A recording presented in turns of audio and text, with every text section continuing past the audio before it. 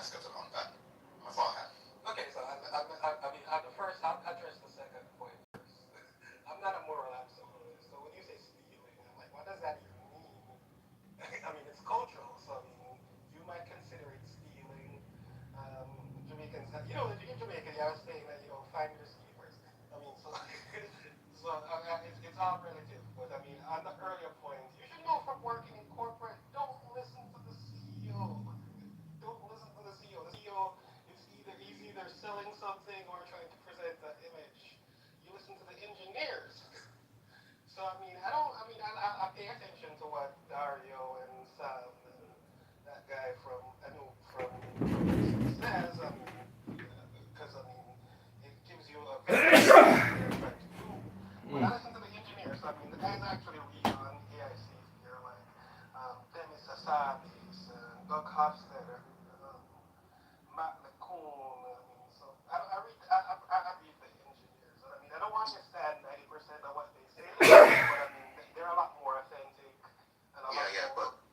The process, then and settling the land with Hazara, Afghani Shia, or creating paramilitary organizations to displace the local population, and doing all of those things. Then they decided, you're just not popular now. Really? No, This is your no. Because I understand your pain. I understand your pain. You don't have anything to say. You don't have any land. You don't have any country. That's what you want to just come Who and said I don't have a country? Iran. What? You want to come and attack Iran. Who said I don't have a country? No. I swear you sound just like the Zionists with a different No, really. What the fuck? Let me give you some. Shut the fuck up. I'm talking. Why are you saying these things, man? You don't know what the fuck is up. Calm down. Stop attacking You need to respect yourself. I'm speaking to you respectfully. When I'm talking, you can get them. You can get the stage and talk. You cannot just enter the conversation. So, when you are talking about Syria, I said this before. I understand you. I understand people who are talking about Syria. Syria didn't happen because of Iran. Iran didn't start the war. Iran didn't go and say, okay, you know what? Let's go and kill other people. 2011, that happened. United States, Saudi Arabia, Turkey. As you can see, in 2024, when the Ahmad al-Shar got the country, Trump said, this is not me, Trump said, I put Ahmad al-Shar in the office, literally. Trump lies a lot, bro. Do you believe everything that Trump says? This part, because, they changed their behavior, we understand. Similar to that ISIS or Daesh never attack Israel. We understand why.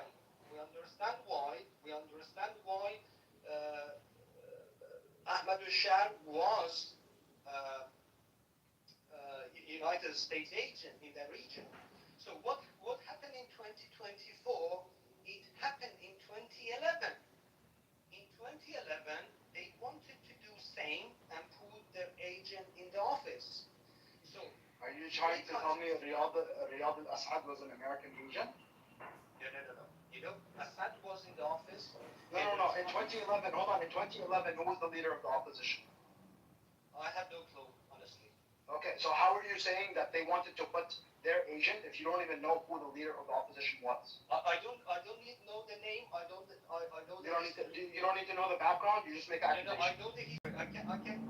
Oh, okay. So you don't know who was in charge of the opposition. You just know for a fact that it was an American agent. Don't try to manipulate him with all Wow. this, okay? Wow. Let him Fantastic. speak. I love your analysis, man. I don't know the history. I don't know who was in charge, but I know it was an American agent. Come on, man. He's not American. I understand. He doesn't have to be American. History. Yes, dates, history. When happened? Yes, dates, history. Yes. So Muhammad, the point. Yeah. Listen. The point is. Let me finish. You can get this next, okay? So, 2011, other countries entered to the war. 2012, Iran entered to save the Assad.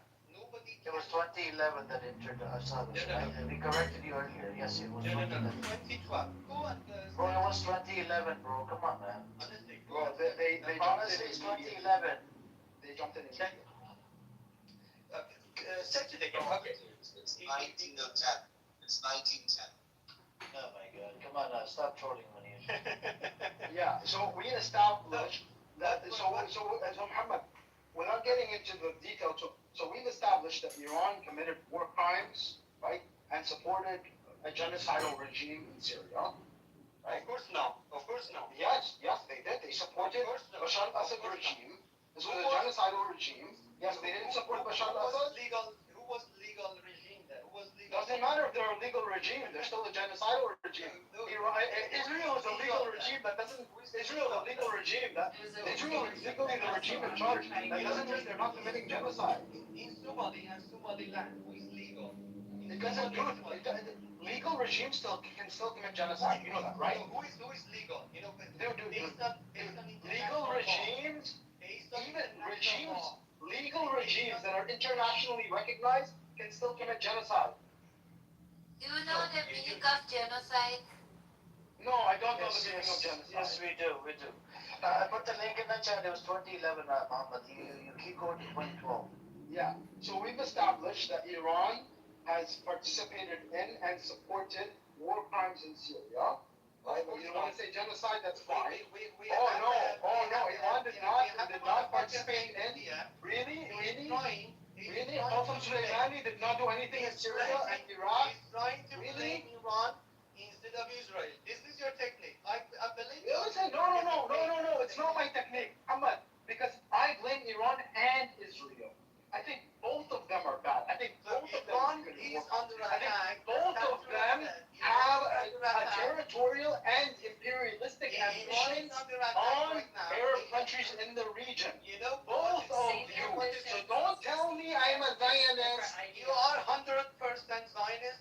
How am I a Zionist if I'm calling Israel a genocidal state? One second. I tell you what's going on. I tell you what's going on. Okay, what's happening? So actually, USA. Hey, check your profile. I sent you invite. Read the history. I told you they have attacked all over the world. Now they want to portray everything an Iran government and Israel government and Israel government.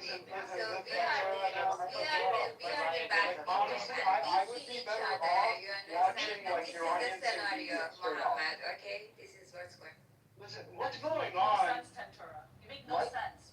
Literally, you make no sense. You come in here, you think the way you speak is any different than Zionist. The only difference is the ideology. With the way both of you guys speak. You don't know what I have lost. You don't know what I have lost fighting for Palestine. Okay, you are one American. You giving money and tax for murdering Palestinian kids. But instead, you know what we do? We every month we send money to the Palestinians for charity. This is our difference. You send money to feed them. We send money to feed them.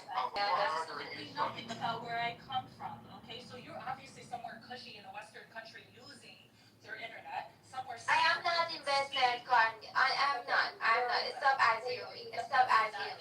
Stop assuming. Okay, you arrogant nose up. American lady. Okay, you are arrogant. The arrogancy is just falling apart from you. You know, your nose up. You're a nose up person. Just like a Zionist. You know, but You cannot compare me. I can right now put all my heart. Alright. I think hopefully you guys got it out of the system. Let's move back. Go back to the topic. I think Kay's here. Kay, are you gonna spice it up for us? Oh my God. Kay's wonderful. He cooked you yesterday, but he almost got you until I came and rescued you. You were rescued by Amir the car man. Monday, you're done. You need to pack up your bags and your Colo's career is over. I'm not scared of anyone. Amir, the thing is, I'm not scared of anyone. You have no idea. You're done. You need to pack up your bags and your Colo's career is over. Go on. Yeah, I support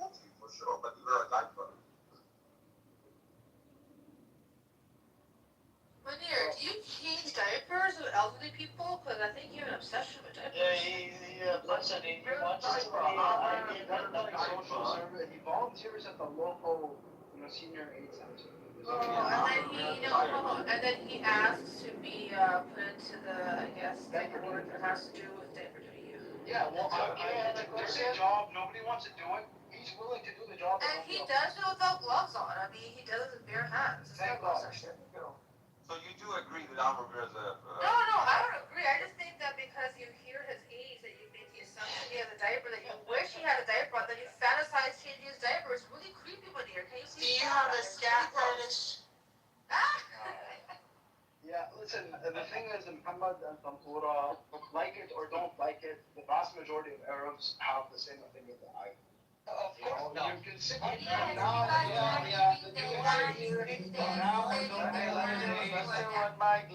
Let us explain, and then I can give it to you, Muhammad, and then Tantura. Can we do one mic at a time, please?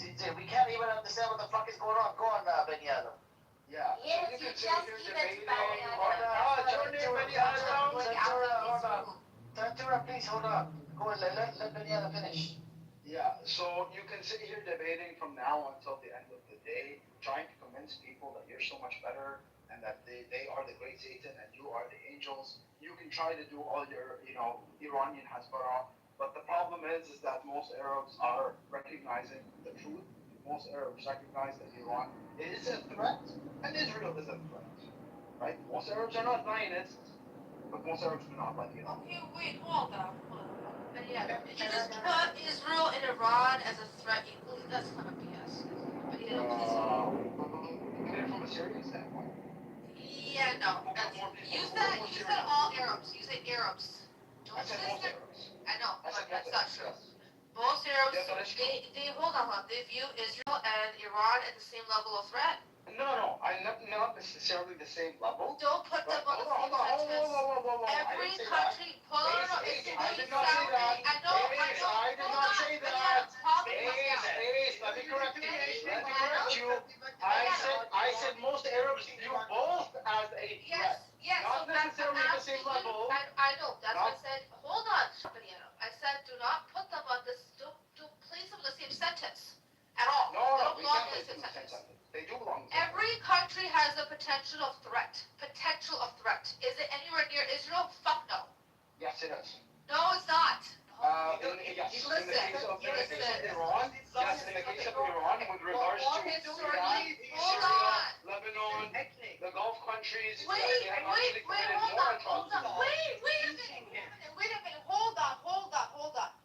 Iran has committed more atrocities in Lebanon than fucking Israel? atrocities. No, hold on. You didn't let me finish the sentence. You didn't let me finish the sentence. Say it, I caught you. No, you didn't let me finish the sentence. That's a fucking You liar. didn't let me finish the sentence. I was gonna say they've committed more atrocities in Syria and Iraq. You said Lebanon. Hold on, I also said the Gulf countries. I You said said also Gulf the Gulf countries? countries. So wait, Yes. you also said Lebanon. Yes, I said Lebanon because they have also basically tried to take over Lebanon. Please walk it back. They haven't caused as much atrocity. Yeah, you can't. No, I didn't say that. No. Because you didn't let me finish my sentence. Please, some of the same Ace, you did not let me finish my sentence. Do not put. You did not let me finish my sentence. I said that all of these countries, I listed the countries that view Iran as a threat, and then I was getting to the atrocities. I was saying they have caused more atrocities in the case of Syria and Iraq than Israel has to those specific countries. Okay, Ace, it's on you. There's nothing to say here. We know that Benyam gets. Who's killed more Syrians? But no. This is not the point. You actually said hold on. No. You said most Arabs, first of all. Then you also part of Lebanon. Then you went to go and try to clean up what you were saying. Yes, Please be very specific. Most Arabs. So we agree. Hold on. Arabs view Iran and Israel as a threat. Same level threat. Not necessarily at the same level. But hold on, the Ace. But most Arabs view both as a threat. Okay, so where is this at? How did you Do You have stats? You I don't want understand stats. Most. Yeah, Yes, you want give me me to stats. bring stats about Who how is- much favor Who is? Iran Hold on for a is second. Hold on. in the Arab Who's? world? 1 second. Who's the aggressor? Who actually has caused the most amount of havoc? There would be no Hezbollah if there wasn't fucking Israel, That's not true. right? No, 100% true. Oh, That's not Lord. Hezbollah, But it's fine in general. wouldn't have been the opportunity for Iran to come in and support them and infiltrate within. No, Iran came in well before Israel did. That's a lie. No, That that's is not absolutely because, true. no, Bani Arab, how? When Musa Sadr, Musa Sadr was Harakat Amal, and he rejected it, and for rejecting that sectarianism, he was disappeared. Okay, for rejecting that, he was disappeared. Okay, so after the death of Musa Sadr, then in 1982 comes the split up, and there is many years later until Iran is directly involved in Hezbollah and is giving the most of the funding. So yes, would there be Hezbollah if there wasn't Israel? Ace is 100% right. There wouldn't have been need for resistance if that wouldn't have come in. you have no, a chance there's to no, because the Twelver ideology that was spreading. Hold on. The Twelver ideology that was spreading inside of Iran, inside of Lebanon, and supports for Waliyat al-Faqih, that existed independent of the Israeli invasion. Yeah, and that was a And break. Shia were already being oppressed. Yes. Break off. Harakat Amal was not part of the whole Waliyat al-Faqih ideology. No, They rejected that's that. where it split off, and it Exactly. rejected, but there was still a resistance. That resistance was. Yes, but that resistance would not have been loyal to Iran. Resistance wasn't created by Iran. The resistance would not have been loyal to Iran. But by the way, that resistance would have still existed because the Shia were being oppressed by the Maronites and the Palestinians. But the Harakat Amal is Shia itself. Yes, exactly. That's the point. That resistance would have existed And not only that, even if Israel didn't invade. Even with the ideology, there are Christian Orthodox people and there are Maronites who are involved in Islam. Okay? So therefore it's a more of a resistance than it is. This is much later. This is much later. But the point is, no. Yeah, this is much later. It's intellectually dishonest to say that No, they it's were not the ones who intellectually dishonest. created Hesed. Like I agree with you on a Yeah. lot, but over here, no, not on that. Those are all So, internal hold on. factions that Would still there have have been a need for, hold on. Would there have been a need for Shia resistance if it wasn't for Israel to invade? No, and that's why Yes. Israel's the reason why we have the. No, there was already Shia resistance against the Maronites. You know desperately. Wait, hold on. So you're telling me, Muhammad, please be quiet. Hold on. You need So to you're go telling through me. that room and convince even Lebanese, and even Okay. Lebanese, not Iranian. Okay. So you're telling me. So that okay. Iran is a Okay. threat, not Israel. Okay. I never said not You're Israel. very bad at this. Israel. You need to. Who said not Israel? You need more training. Why are you lying? I never said Israel wasn't a threat. Somebody said Stop lying. both. He said both at So, once. Mangoes, you're telling me that there wasn't a Shia resistance prior to Israeli invasion? No, there wasn't. Yes, there was.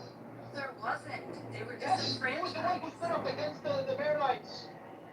Nobody stood up against the Maronites. They just. That's how the Civil War started. Of the Shia. No, that's not how it started. What are you talking Yes. about? You don't even know. It started because the PLO came into Lebanon. What are you No, talking it's about? not.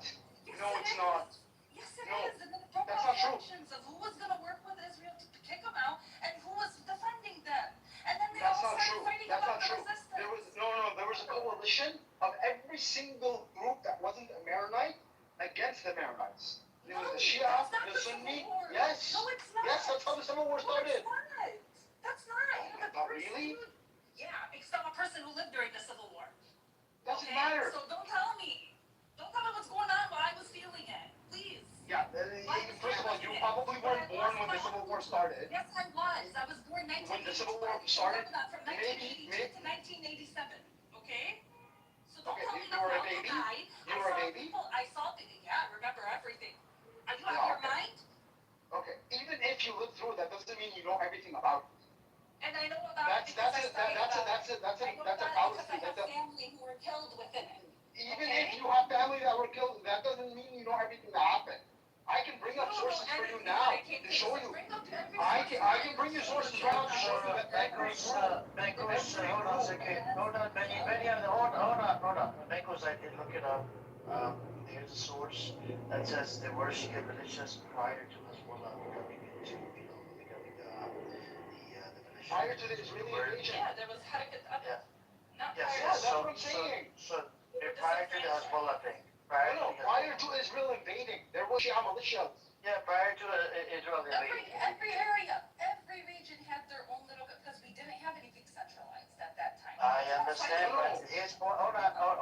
You need to understand, his point is that there was no need to have Hezbollah when you already have a Shia militia inside Lebanon prior to Israel invading Lebanon. You see what I'm saying?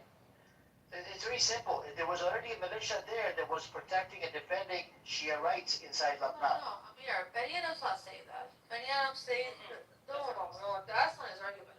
You want the source? I'll give you a source here. No. We're talking about Benny Adam's argument. That's not his argument at all. He's basically said that, Hezbollah wouldn't be Hezbollah. It wouldn't be something that Iran sort of, brought together if Israel wasn't the aggressor, right? The resistance would have existed if there wasn't a resistance.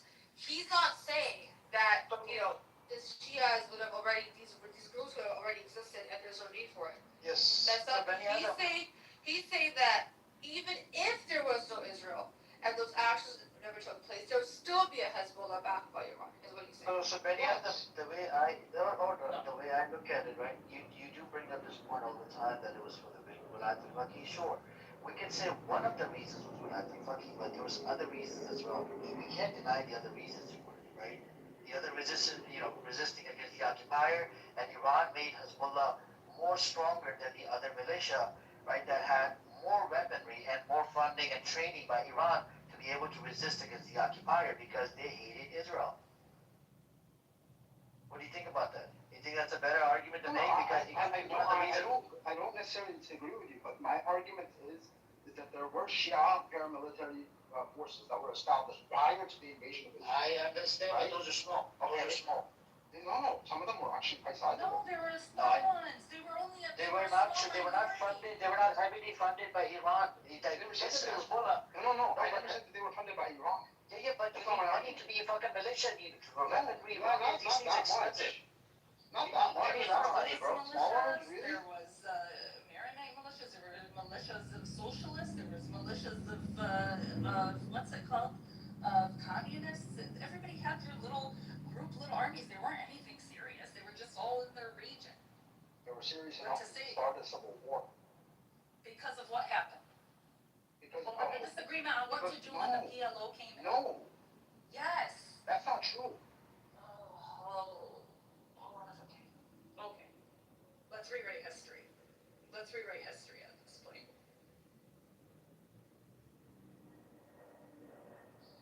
Hold on, I'll find the source for you. Give me a second. So Banguz, you're making the argument it's due to the PLO started doing attacks from inside Lebanon. Due to the PLO doing the attacks. But then here's my next question to you. Why were there people in Lebanon when Israel invaded Lebanon in 82? Why were there people from the Shia side were cheering it on? Shia side, the Christian side. They were cheering on the Israelis to come in and go after the PLO, because remember when the PLO came in, they took over a lot of the southern cities, including the Christian ones. They were massacred. It caused a lot of civil unrest. And then between the civil unrest, you had the people like, no, we're going to resist with them, and then you had the people who were like, no, we don't want to get involved in this. That our resistance only comes toward the border, and others who are like, just get them the hell out. And that's where the Civil War comes about, in a very simple term. You had the ones who wanted them out, the ones who wanted to fight beside them, and the ones who said our resistance only goes within Lebanon and nothing further than that. So Hezbollah was needed because it was more powerful than any other militias out there. Hezbollah wasn't needed, Hezbollah was created. So after Musa Sadat, who was one of those who said our resistance only goes as far as our borders, and had different ideas from the PLO, and then he was disappeared. He was disappeared at that time because of different Gaddafi, the IRGC before it came to fruition completely, and as well as the PLO all had their hands in the disappearance of Musa Sadr. Okay, and think many And then of after the argument.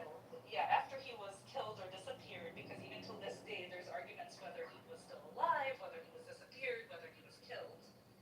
Okay, then Harakat Amal, which is the resistance group, and it wasn't even a resistance group to begin with. It was a group to rise up the Shias that were disenfranchised within Lebanon after an avalanche in some of the cities, and the government never came to help the minorities. So that's where Harakat Amal came from. It was like a movement of hope, and it was to like educate the poor Shia population.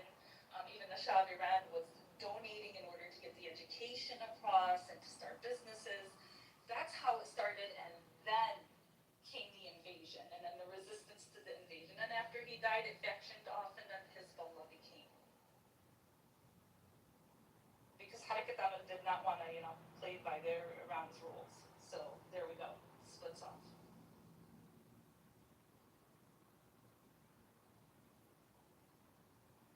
So did Harakat Amal had ability to fight against Israel? They did have an ability, and then they did. They still till this day. Like, that's Nabi Bedr's party. Speaker of the House. It's been forever. So in other They're not words, perfect. so what Ben Yadin is saying, there's truth to it, right? That you don't really need Hezbollah. No, there is truth to it. Yeah, we didn't really need it. It was more of like something that could be controlled in a proxy later. It didn't start off that way, but then it, Hold on for a second, Ragus. Like, aren't you saying that Hezbollah was still a bit created by Iran? Isn't that what you were saying? There was still like that 12er ideology, right? That whole, what is it, forget the mirror. And that's where it kind of splits off, where they were like, no, we don't want to really be too sectarian. Harakat Amal was like, sects are great, but sectarianism is evil, is exactly what Musa Sadr said. And then that ideology kind of broke off. And then, like, very soon they came into, like, fun them with that ideology. So was it created by them? No, it was a movement that broke off. Was it accelerated? Yes. So, Ace, if you look into it, right, there was this mission. Iran wanted to be able to control Lebanon. You see what I'm saying? And they wanted to set up the same Islamic system that they have inside Iran, the same in Lebanon. You see what I'm saying? So now Benny Adams making the argument that you didn't have to have this militia. They just established a militia. You didn't need a militia. There was another militia from a Shia background that had the ability, what the Mango said, had the ability to fight against Israel, but it was not controlled by Iran. So Iran wanted some control over that part of the region. That's the argument I think Benny Adams is making, right, Benny Adams?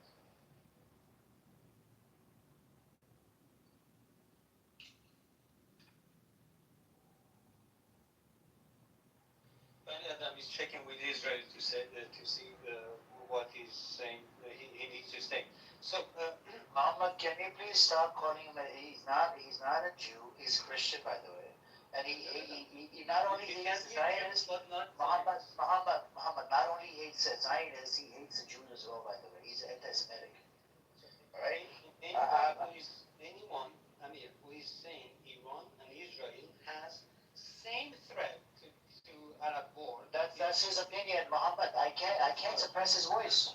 So how That's is his that opinion making me a because what happened to his Zionist, people? Hold on, how does that make me a Zionist, though? If I view Iran and Israel, both of them, equally as threatening to the Arab world, how does that make me a Zionist? That's his opinion. Opinions, everyone has one. I can explain. Do you want? Okay. So,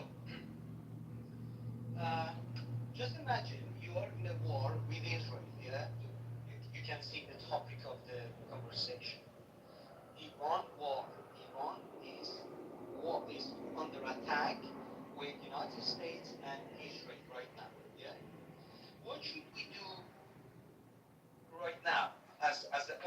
as other people, as a Muslims or as an Arab, is really good time to point out some problems of Iran with Bahrain, some problem of Iran with Iraq, with Syria, with Lebanon. Is it a good time?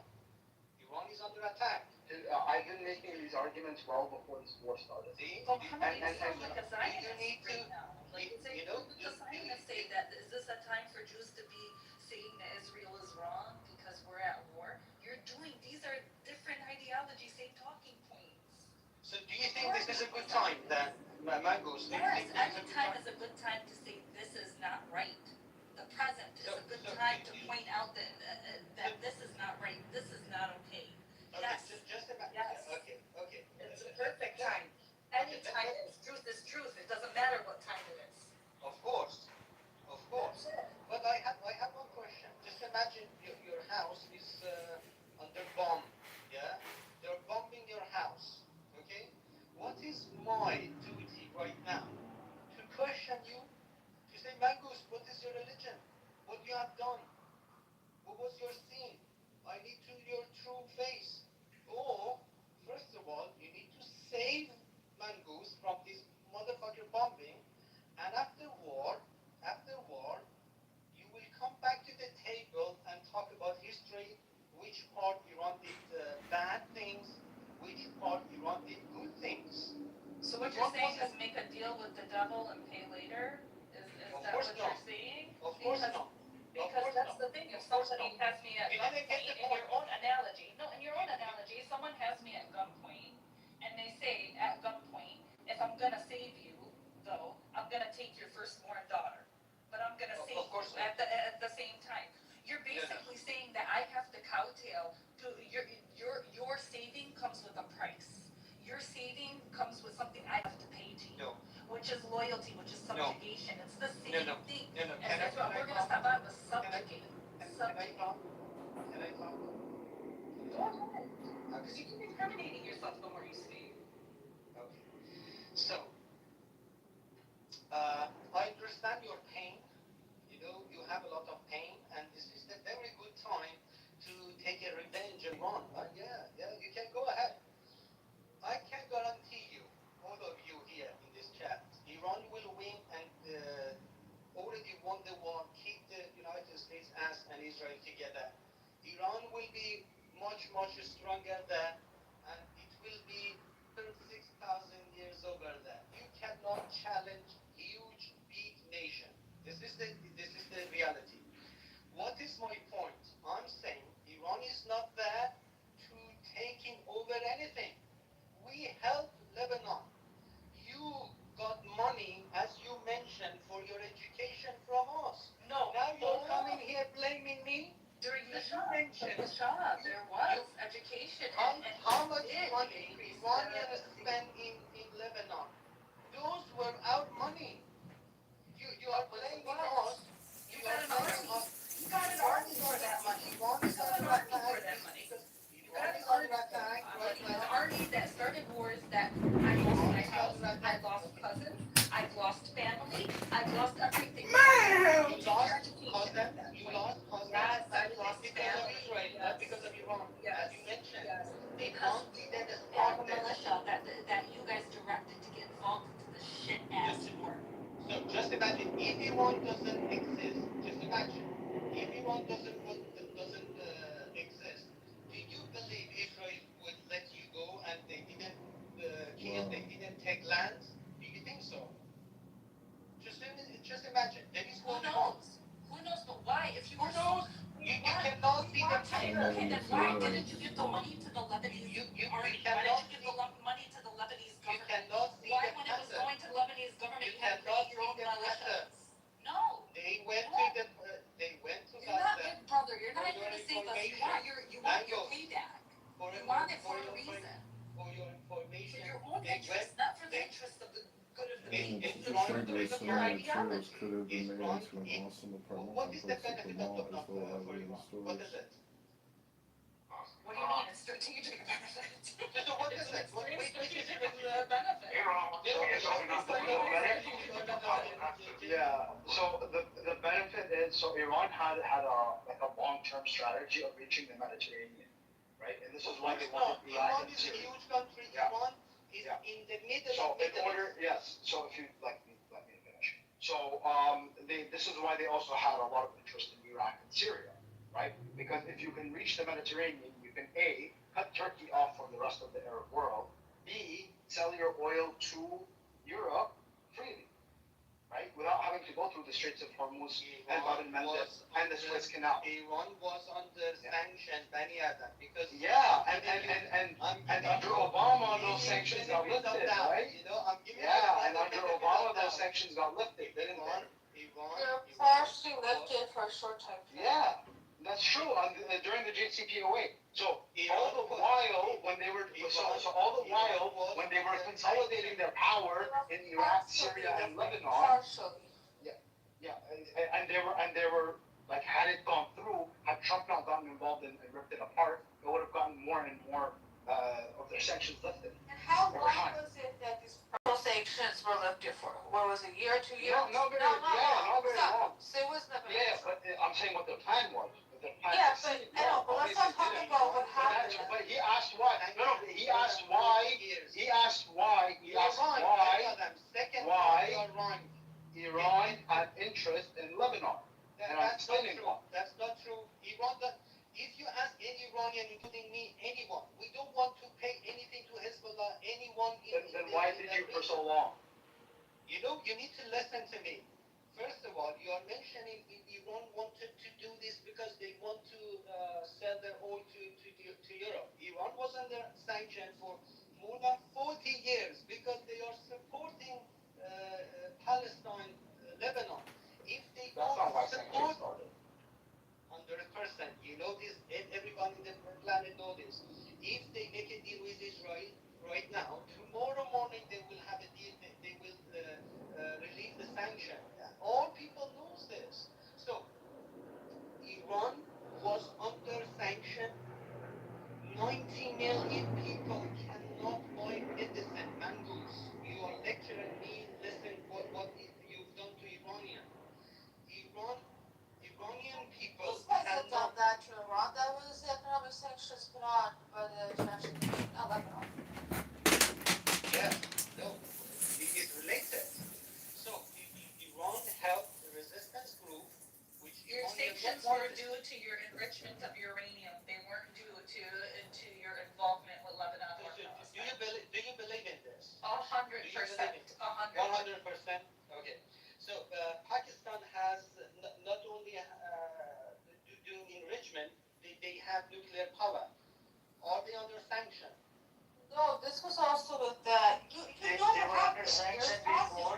They were under sanction before Muhammad. And then sanctions were really they removed the sanctions, I believe, and it happened without the satellite or whatever. I think yesterday we talked about this a little bit. Due to there was no satellite, they hit their work and they kept on building their nuclear shit. They didn't tell anybody, but Iran told everybody that we're in the process of enriching uranium. So this is part of, you are right, and you know you are talking about one part of the deal, yeah. But all people around the world, they know who is in charge in the world. Israel has a huge lobby in the United States that drag United States to the war. Why are you blaming Lebanon? Hold on for a second, Mohammed. For a second. 1 second. Hold on. You still wait. Hold on. You still haven't proven why all these sanctions are due to Lebanon. That was an asinine, which is Mohammed who was saying to Mangoose, because of you, we couldn't buy medication, you're under sanctions. What does Lebanon have to do with the sanctions put upon Iran by the USA? There's nothing that. Stop making wild accusations and claims. It just sounds frivolous. It's not objective. It's like an order. So Just listen to me. I can explain everything. highly annoying people that are extremely argumentative. War right now. Silence is always the secret.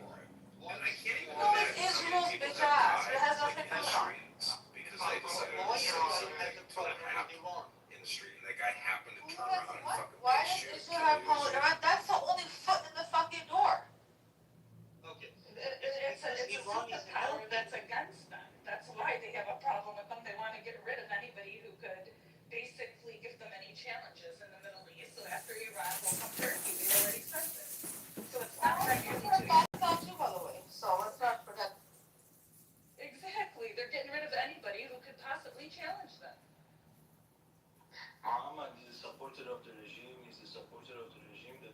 ban internet on its own people.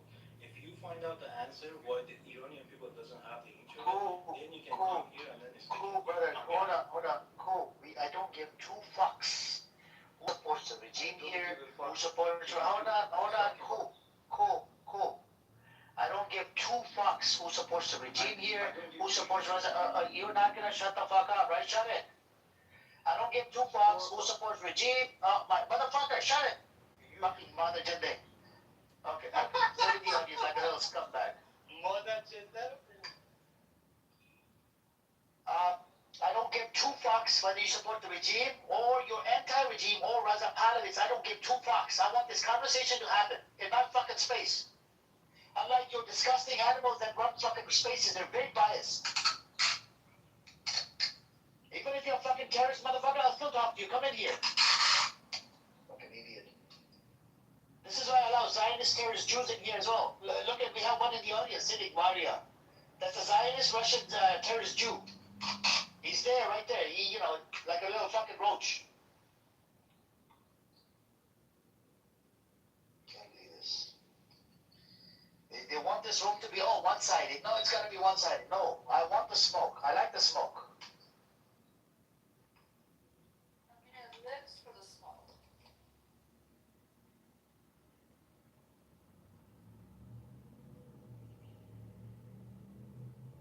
Hey Danish, what's up?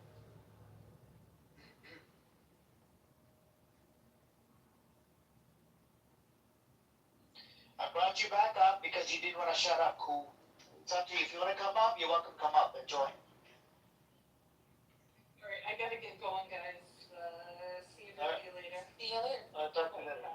Hold on, Mangrove. Oh shit, she left. Please no question. Are you there, Macros? Benny Adam has one question before you go. No, she already left. Okay. It's a simple yes no question. Do you think the fact that he painted USA Israel flag on the ground at the entrance of universities and schools and forced our own people to walk over is a good thing or a bad thing?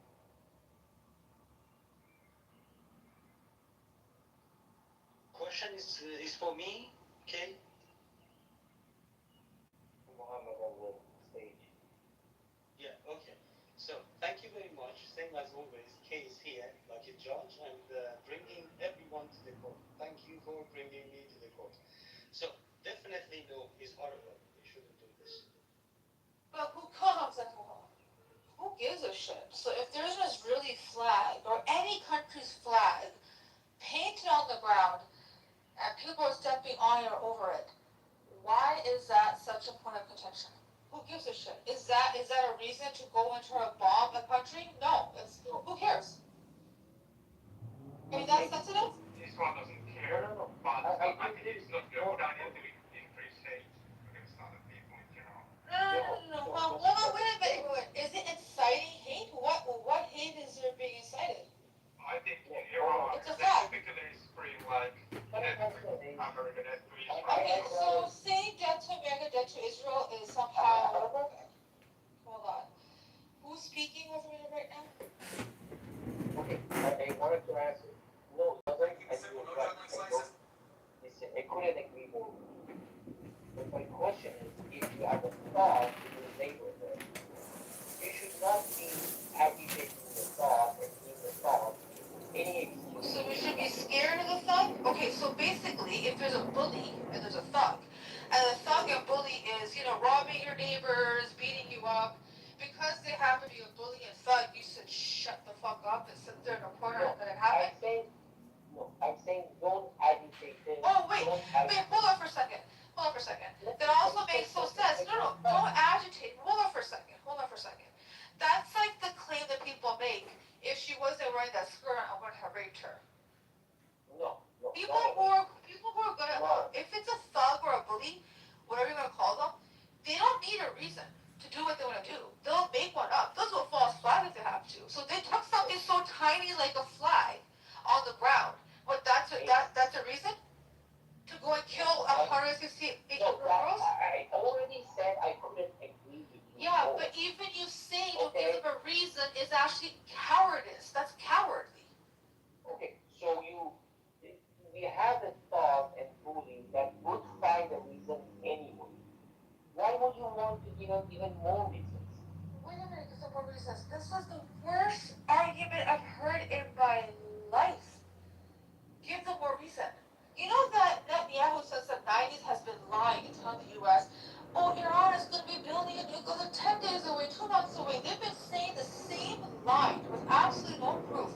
trying to get the U.S. involved, and it was just Trump's dumbass. So you don't listen. Hold on for a second. This okay, even you saying that is bizarre. Bizarre, because what you're saying is there's a justification that was given. I'm not justifying it. Sounds like it. I'm saying there is a bully if I make fun of his pants. Oh, your pants are blue, that's funny. The guy is gonna come and kill me. No. Do you know what I do? I'm a bully. No. I bully bullies. Okay. That's who I am. Okay? If someone's going to torment the little... No. If someone's going to torment the... One second. If someone's going to torment the little guy and bother the little guy, I'm stepping in. What's wrong with that? Yeah, bully the bully. That's what I'm saying. Bully the bully. Don't give him lame excuses to use. But that is bullying a bully. That's actually making a bully. That's actually making the bully feel... Okay, I don't agree with you. What I'm trying to say, painting their flags on the ground and stepping on it does no good for you. Do you think it's good? It helps you? Who cares? Helps your purpose? I mean, what's the intent? Like, is it accidental? Are they doing it on purpose?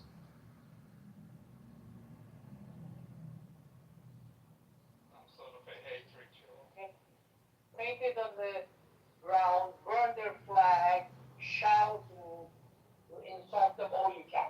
Bully the bully. That's what That's not it. So hold on. How about those Christians that get spit on by these Israeli Jews? Okay, they get spit on. That's okay. And you know what these people do, right? These Christians, they tend to not, they turn the other cheek, and they keep getting spit on. So when that happens, and if these Christians were to, do something in response, would that be, oh, you know what? Israel now isn't just spitting on you guys, now Israel's burning you. That's their fault. I know this is a really poor line. Could you say, is it a morally right thing to do? Morally, fine. We can have that conversation. Is it an ethical thing to do? We can have a conversation. But the conversation should be based upon, we might entice Israel. Different religions have different rules. Well, hold on a minute. We're talking about human rights here. So are you telling me Israeli Jews have there's a rule they're allowed to spit on Christians? No, I would say it's bad manners, probably also in Israel. Wait, hold on a second. Hold on. Are you telling me religiously they have a right to spit on Christians? I'm pretty sure they do. Very Jews teaching They do have a right? that they have the right to spit on people. Ooh, that's I'm pretty sure they problematic. do, like, in accordance with religious They do law. this. No, I don't think they do it. I'm pretty sure, like, in accordance with their laws, they're allowed to. Does it say that they should do it or that they're allowed to do it? I'm pretty sure it does say they're allowed to do it, yeah. But is it like they should do it? Like whenever they pass a Christian? Depending on who you ask. Or not they're really religious and Yeah. say that they are allowed. That would depend on interpretation. So, like, for example, so this happens a lot in the Torah.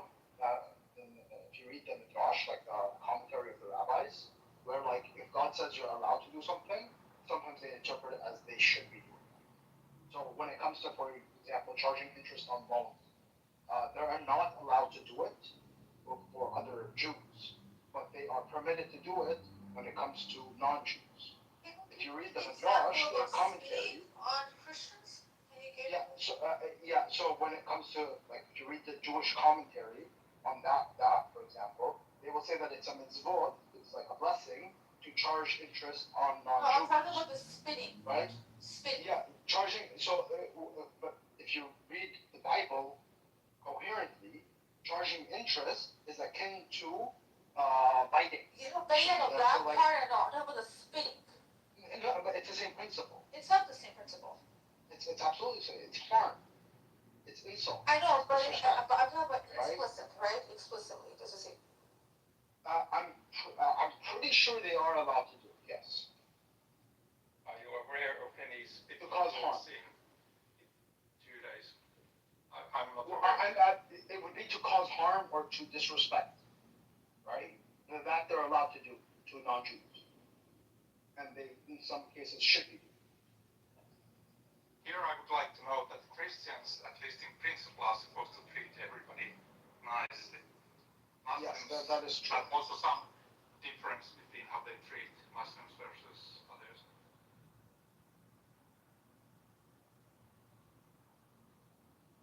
That's not true. At my mosque that I go to, they actually send out volunteers at the church for volunteer, and then the Christians they come over to the mosque to volunteer as well, clean up and help us with the mosque day-to-day duties. So respectfully, go get your facts straight. Even during month of Ramadan, they tell us to invite your neighbors. It doesn't matter whether they're Jews or Christians, and to let them know what the religion's about and this and that. It's not about hatred. It's all about peace and this and that. And we even have the verse in there, not to mock your religion. If I point one finger at you, you can point two fingers at my religion. Alright? So go get your facts straight, go do your own fucking research on this.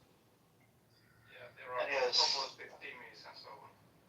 Yeah, there's extremists. What about the Christian extremists that are literally going after the fucking, abortion clinics in America? And not to mention, you had that genocidal maniac in New Zealand or some shit that went into the mosque and that killed a bunch of people. It was a Christian, by the way. But the point is that Christian teachings do not support them.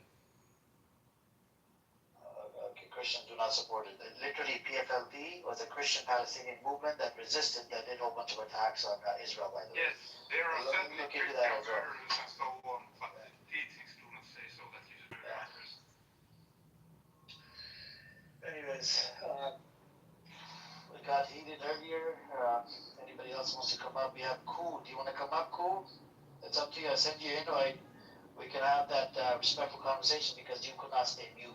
You have a problem, you cannot stay mute. Anyways. Hey, what's up, Rocco? Oh, we have no one. Salam alaikum. How are you, brother? How you doing? Good. Amazing. How about yourself? Everyone's doing well today? They're all shit that today, bro. Just in my room Hey, right I'm here. now. How are you? We're alright. About to go to Can I say something? Yes, just Rondo was speaking, let him finish, and then you can go. Yeah, sorry, no, I'm about to go to an event in my university, but I'm here. You know what's crazy? The last few days I haven't been in the room, but I've been keeping tabs. I heard that Trump was saying no matter what, the gas prices are going to be high until I decide so, bro. This guy's not doing no benefit for this country. That's not how it works, though. And also, I mean, yes, because I wasn't in your space that much. Iran and the U.S. had a conference in Pakistan, and eventually, they didn't come to an agreement, which is pretty kind of weird. Hopefully, things end soon, bro. Summer is like about a month away, and gas prices in the summertime is gonna be no fun, bro.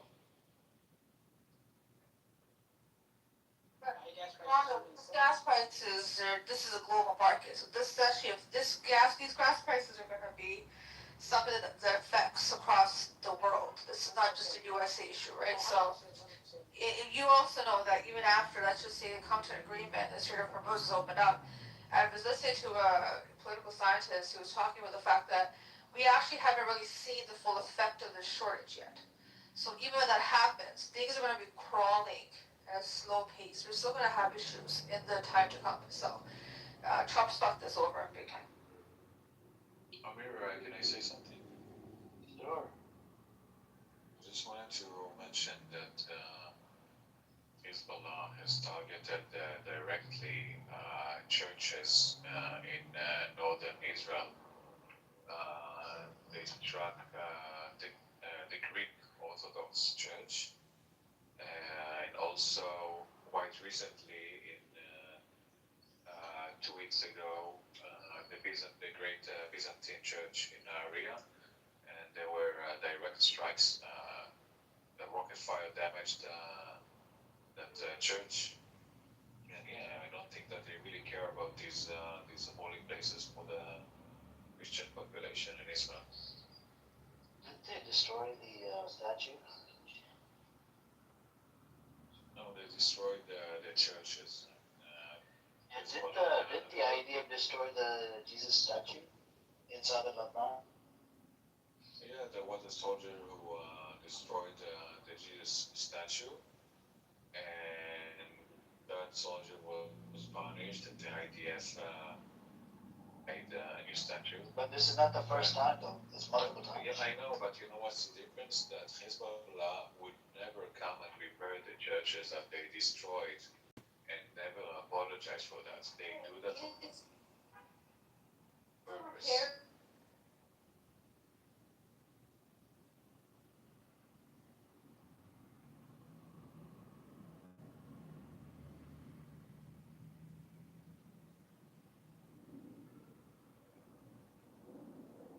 So the people that spit on the Christians, do they apologize? Israelis? They do it all the time. What about the second oldest church that was bombed by the IDF? Actually, multiple churches were bombed by the IDF. Did they apologize and rebuild? Yes, of course. And also the people. No, they have never. They have never. So do your own research. Okay, so what about in Iran? There was a synagogue, right? That was also destroyed by the IDF. Did they this synagogue? A synagogue. Okay, just yeah. Was there an apology? I'm asking a question. Was there an apology? Was there a fix? Did you rebuild? What is the question? Oh Lord. What are you saying? Okay, in all the instances that the IDF has destroyed religious places, including multiple mosques, also Christian churches, when have there been apologies made, and when have they gone to rebuild these religious sites? So you're saying that the IDF destroyed a synagogue? Yeah, in Iran. Did you not hear? Okay, so what do you make of it? I'm just asking you, was there an apology? I'm just talking about these people are brazen, What's right? your conclusion? My conclusion is you're lying. I'm lying about what? You said that when this happens, when the IDF does it, they apologize and then they go and try to repair the statue. Wait, they're upset they got caught. They got caught on tape. If it didn't get, there's a video of it. So whether it's like, what's that? Wait a minute. I'm asking you questions. That's never happened. You made a statement. I'm not talking about Hezbollah. Whatever Hezbollah does, I'm not even speaking for them. I'm speaking for what you said. Because you said Israel apparently goes to repair these religious sites and makes apologies, which they never have. Yes, they have. They repaired the Jesus. They repaired the Jesus statue, right? And they sent that soldier who did that, and the other soldier who made a photo. They sent it to jail. Okay, so what about that? But the question. Where they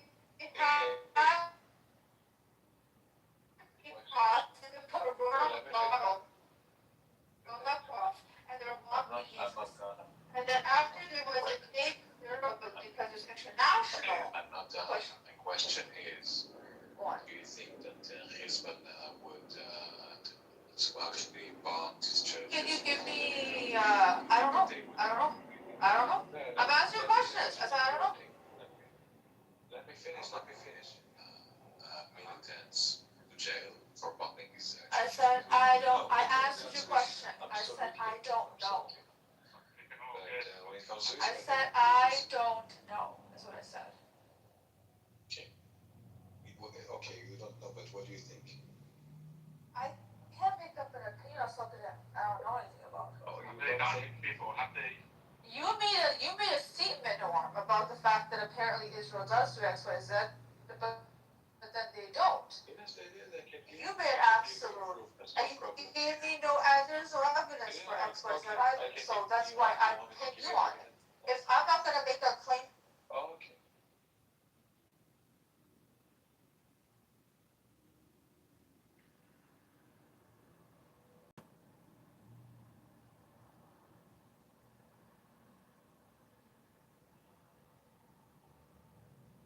At the end, that is a good point. Only remorse because they were caught.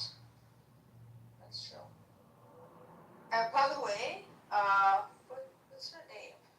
Radium dials. It's crazy. That's actually a real thing that happened like ages ago. It's so disrespectful. And then I believe there was a lot of backlash from the international community that they went and kind of took it down. But the only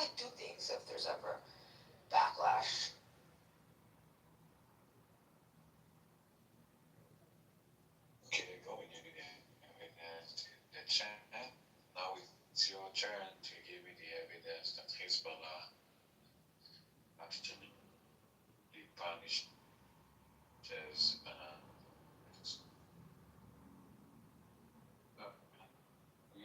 What we think. So let me tell you, they never. What do you really think that they punish these terrorists are getting punished for ruining churches in Israel? Come on. I think that not only that they not punish, they continue in doing that. They desecrate. Uh,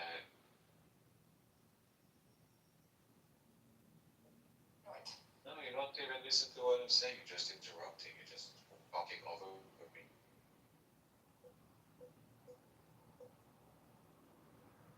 By the way, how did Hamas punish those people who killed Israelis in Muslims? Assalamualaikum. Good evening.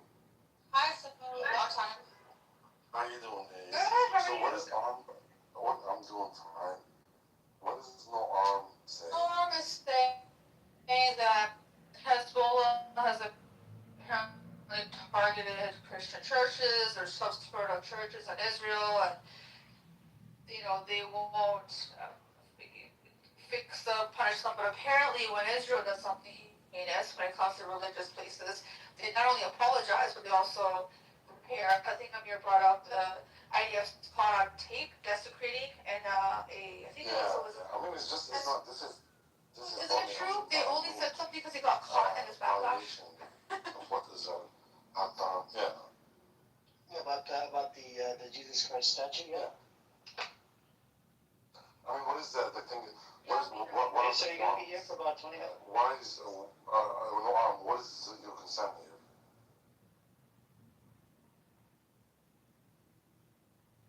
Noor, go unmute and ask yourself.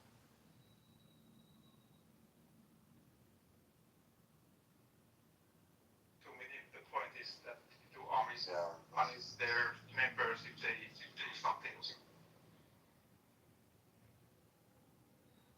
Yeah, that's just.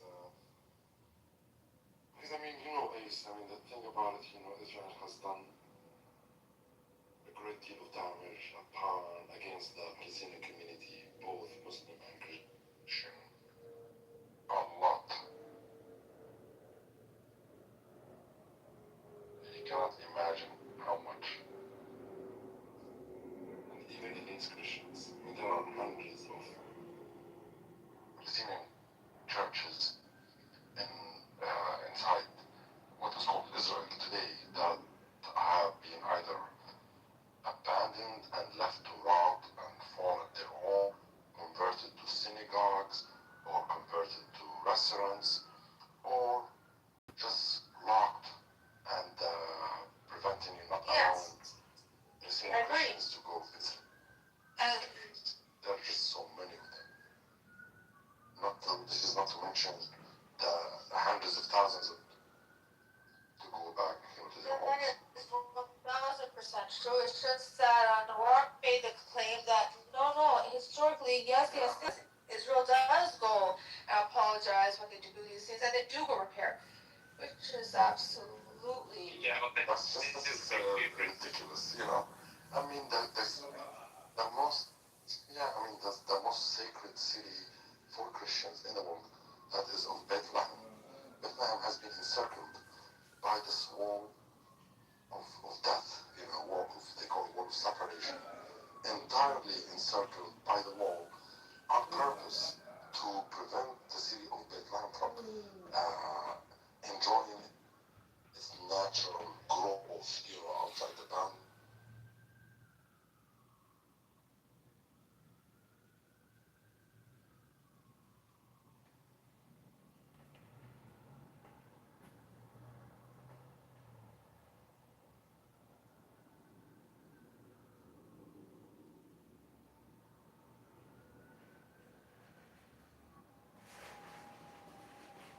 Divided, not just the city, their home has been divided by the wall. Like on the one side, they go inside, takes them to inside the city, on the other side, takes them outside the city. Have you seen in Lebanon where over 1 billion people are made refugees? And then some of them were made to return to home, and they have nothing left. And some of it was so disgusting when in these videos. These heinous idea fucking monsters took over someone's home and was cooking like it was her fucking place. Just like, come on. Having people just be an honest broker. These people in here that try to argue and have conversations, be honest at least. I don't care what side you stand on. Israel does crimes against humanity, desecrates religious sites all day long. Don't make it seem like they don't. Do they make them index as a byproduct? Right? Well, Yeah, Israel is a whole project. Looks like he said byproduct. Let's say there are soldiers in the whole building, or if it's a mistake or so. I didn't get your point, Joe.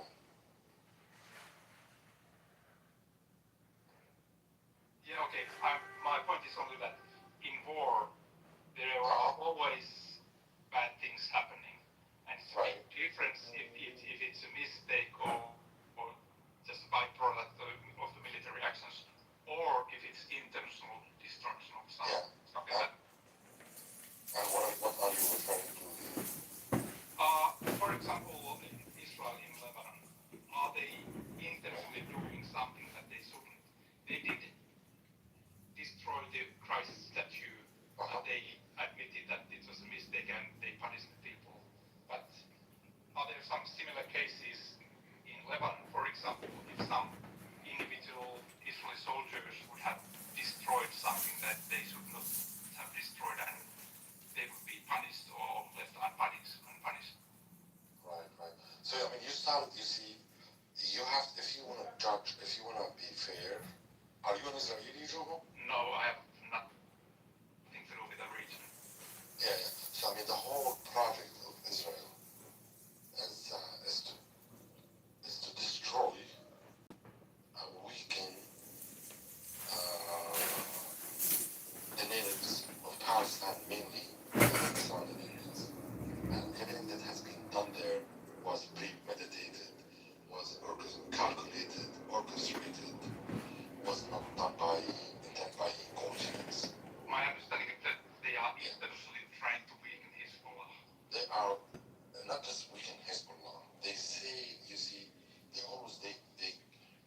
would bring Hezbollah as an example, but the goal is to assault the people in South Lebanon. But I think it's obvious that the biggest problem is Hezbollah. We don't know yet what is going to happen in the south of Lebanon, but most likely Israel is wanting to occupy, usurp this areas from Lebanon. I think we will find out later on. Right now, we only give excuses. I think they have said that they want to establish a safety.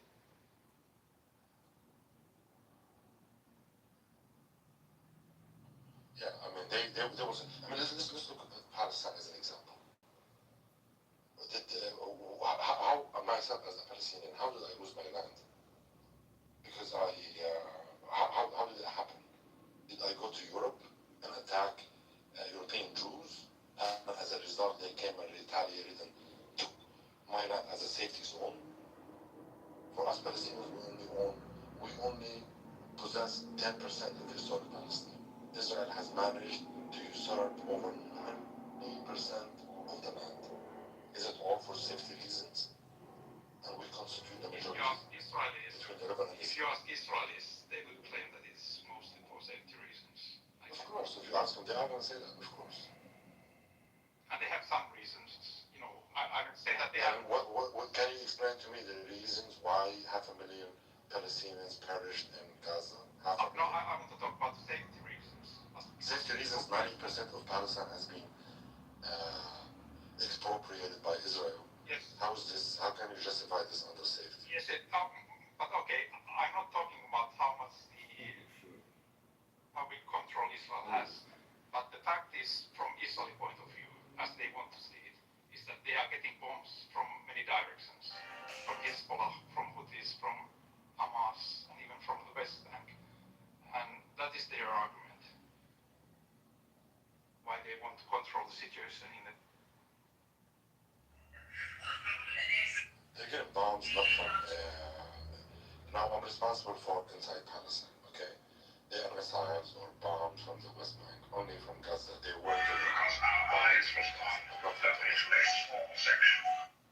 Yes, currently there are, I believe, there are no. Yeah, there are no rockets. So okay, so only from Gaza. Yeah. I don't take your position on who would decide. It's important to do that. Yes, It's but important to see. it is very obvious to me that he is also sensitive. South Africa. Yeah, Joe, let me just make, sorry.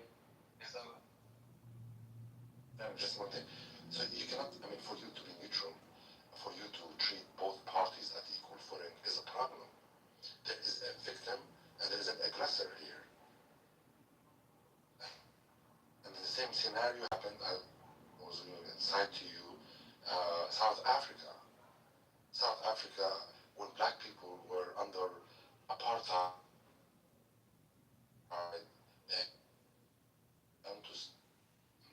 and then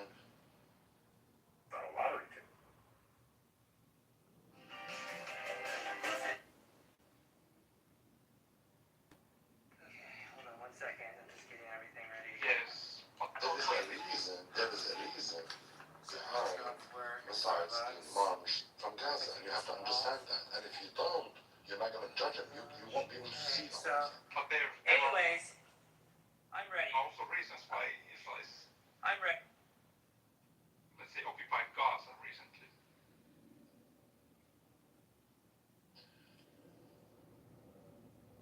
What is Gaza again? Are you from the West Bank? Go ahead, No, Dan. I just wanted to ask you a question. Are you from West Bank? I'm from Palestine. Okay, but like, do you live in the West Bank or where do you live? What? No, I'm a refugee. Oh, okay. How many illegal settlements have Israel built in the West Bank?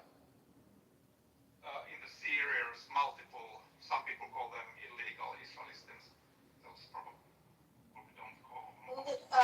Hold on. International law, they're illegal. I know some people call them illegal.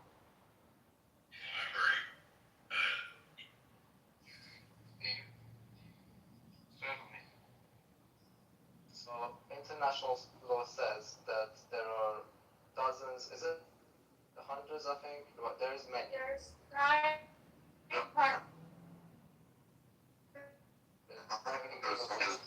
Hundreds, yeah. Yeah. June. Yeah. So, I mean, this is just simple 2 + 2 = 4. How do you expect the people of these places to just sit around while,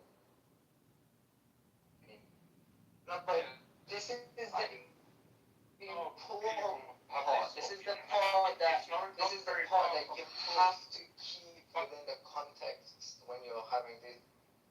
Yes. But if you ask, Yeah. yes, it is important. It is an important detail. But if you ask Israel, No, we're asking you. We're asking you. We're asking you. Agreement. Okay, No, so you were it asking doesn't you. matter if you What's ask your- Israelis. Opinion on what? About the settlements in the West Bank. What do you think? So if you're... I think they are controversial. No, 1 second. Hold on. 1 second. Hold on for a second. I think you responded to a Danish's really good question when you said, do you abide by international law? So international law has unequivocally said, even the U.S. has said, those settlements are illegal. So what's so controversial about it? But we're not asking. You're not. You said that you're not Israeli. You said that. Hold on for a second. There could be a murderer, right? They may have a. In 2015, murdering, Bernie but Sanders the law woke says, me up. they're murderers. You can't just sit there and say, well, you know what? He had a reason. No. There is objective. Take away the Israelis. Take away everything. You take away the countries. But in this scenario, scenario, maybe country A, country B, and apply international law. It's illegal. It's wrong. No. What's so controversial about it? It's wrong. I agree that many people have that viewpoint. Not many people asking but there are you. other opinions. What's your opinion? About what? The settlers in the West Bank. I think they are a little bit questionable. I think it is.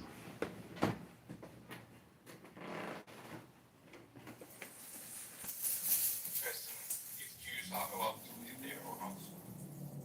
Do you believe that it is unequivocally wrong to push people out of their homes? I don't think it is actually. I think there are two opinions.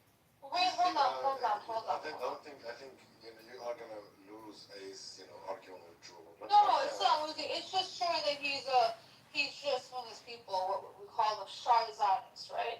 They don't want to come out and say You it. can say that I'm not pro-Palestinian in this sense, that I would only No, it's not about Palestine. I want to see. But Juho, I said country A, country B. I said take away Palestine, take away Israel. Country A, country B. Take away all of that, okay? And this scenario is taking place. It depends on what the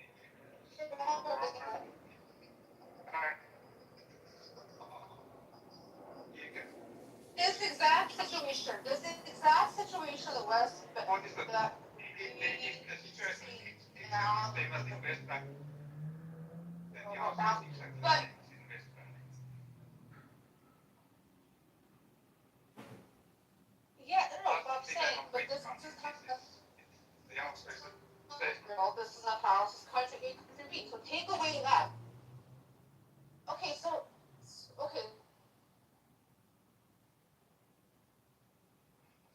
So you are a pro-Zionist guy. It also depends on what you mean by Just pro-Zionist. wanting to defend Israel. Okay, what I mean, because what Danish mentioned to you, about 70% of the not annexed officially, but de facto, physically expropriated by Israel. Yes. And this is a clear flagration, a clear violation of international law. You cannot say so, because there are these agreements. Oh, no, 100%. The International Court of Justice back in 2003 deemed the whole area of the West Bank, East Jerusalem, and the Gaza Strip as illegally occupied. I'm sure some people Israel had at that time will have these rules.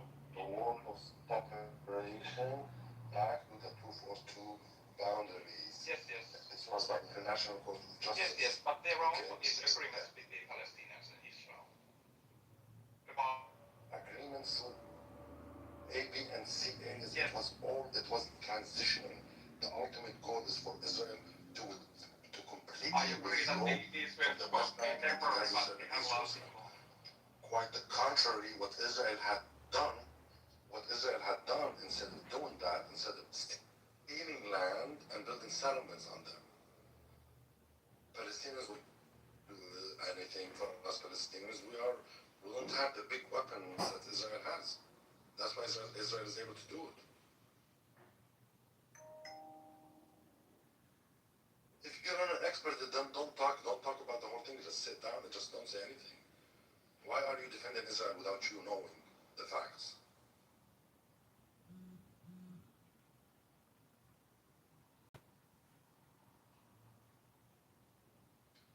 Well, okay, that's Well, an Israeli, then don't talk on their behalf if you don't know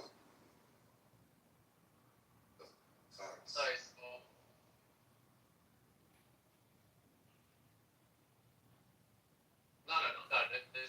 This is again. I said this is a very important detail because you can't go around something and expect them to stay silent. From nothing you want.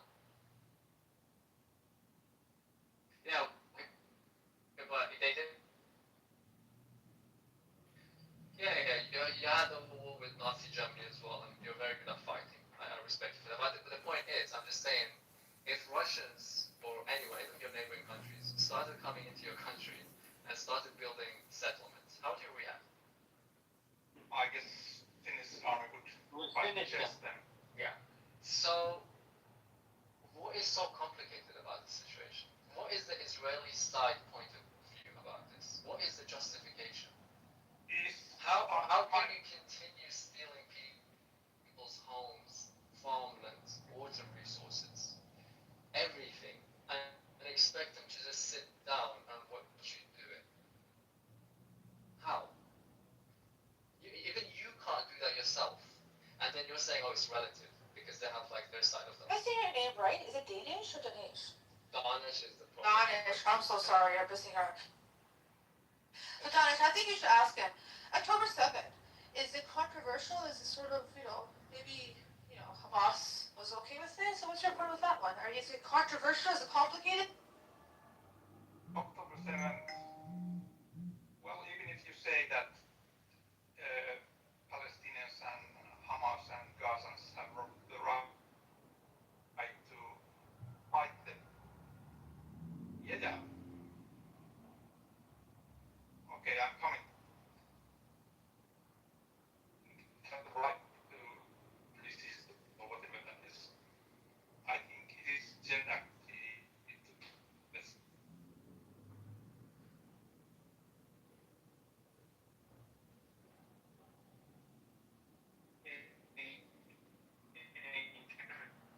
In general,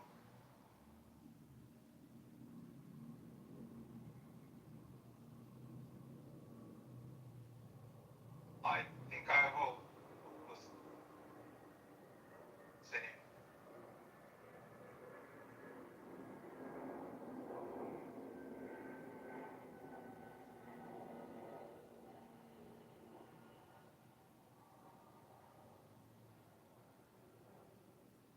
if that happens.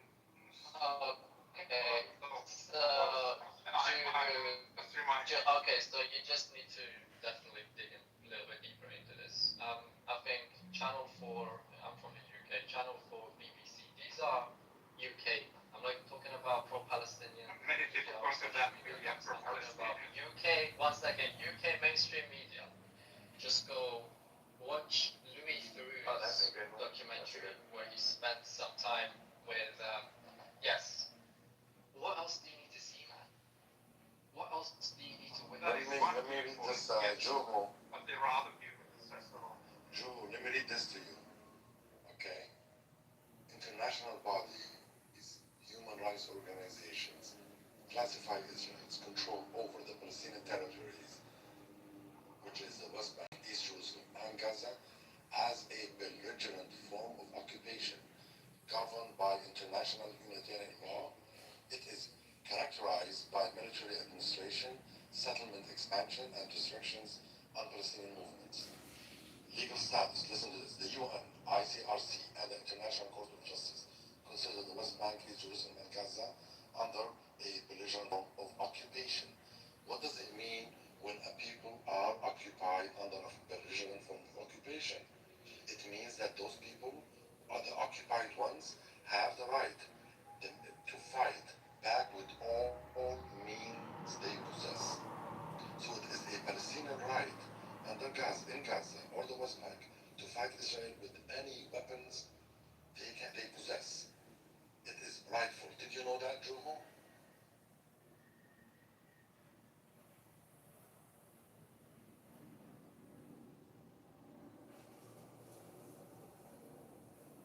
I don't want you to be confused. It's very simple. Israel administers a belligerent form of occupation over the Palestinian My understanding is that Israel occupied those areas that year 67. Since then, they have been either under occupation or just unclear, without clear status. What do you mean unclear? Because they have been discussed From 1967, Palestinians. they have occupied these areas. What is it? Yes, they occupied them from Jordan. Okay. You're okay. You have to be serious, Joe. Don't play around. But that's a fact, isn't it? Okay, no, okay.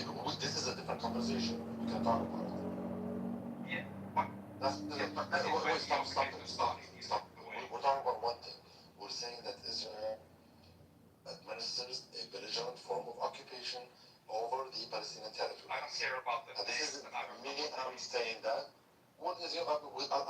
about you, to be honest with you, Joel. I'm just telling you, the UN, ICRC, and International Court of Justice, all of them, not you, not Joel, and not his friends, and not his Israeli opinions. And I'm not saying that to you, I'm saying that to the people in the room, not you. Because I mean, I know them. Now you are just going to be, defending Israel no matter what. But if you have anything to say about that, go ahead and answer. I'm sorry? Right now, I'm not acting as a lawyer of Israel because you are acting as a lawyer of Palestine.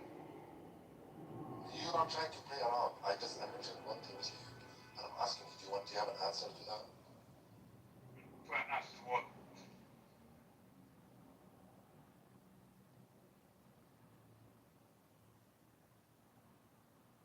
Because there are no Jews in the room at the moment.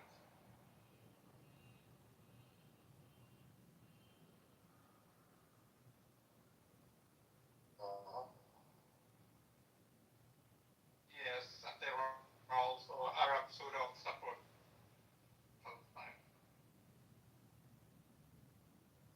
Yeah, okay, I would have to say what I mean is that there are almost no Israeli.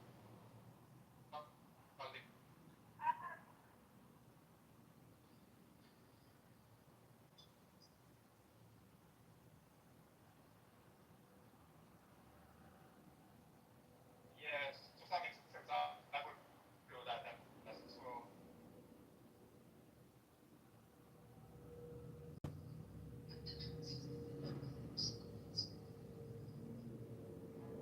Not very Maybe much. this argument would be, oh yeah, but he was reading each.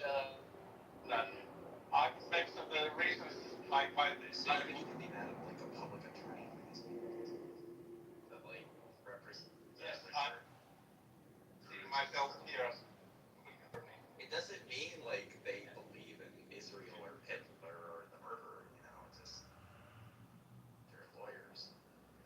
Fair trial. I don't know, I guess we're LARPing as lawyers now. I'm just like, maybe Jew doesn't believe in Israel here.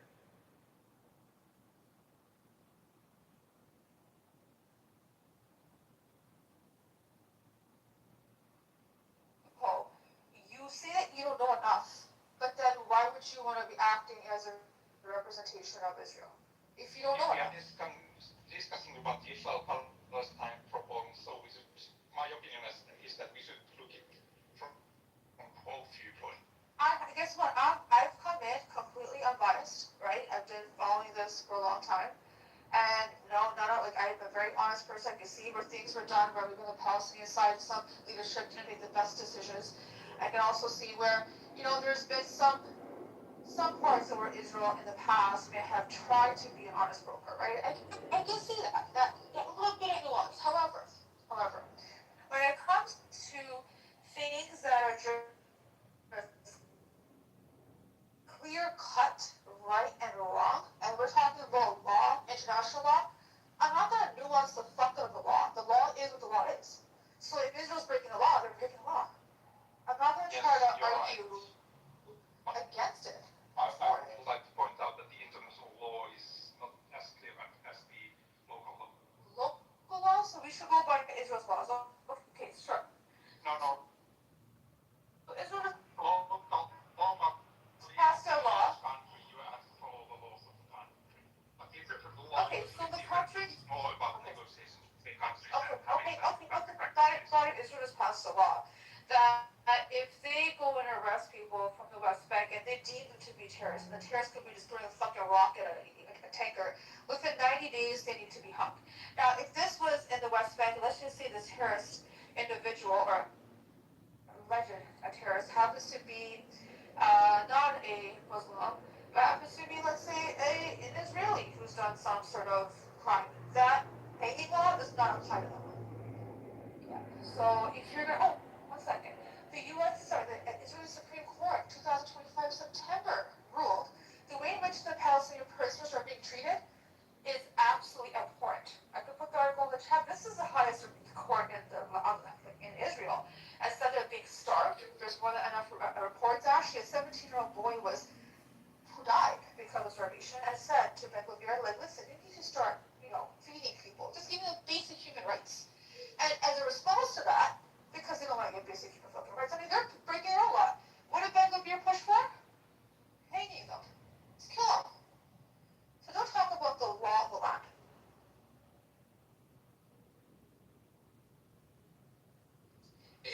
represent an Israeli in like court? Depends on what it is. Like, depends on. Just an Israel, just for Yeah, depends. I'm not gonna. I don't have to expect. I don't discriminate if this is really. I don't know. What does it mean? It's not a complicated question. Okay, it depends on what you're being charged for.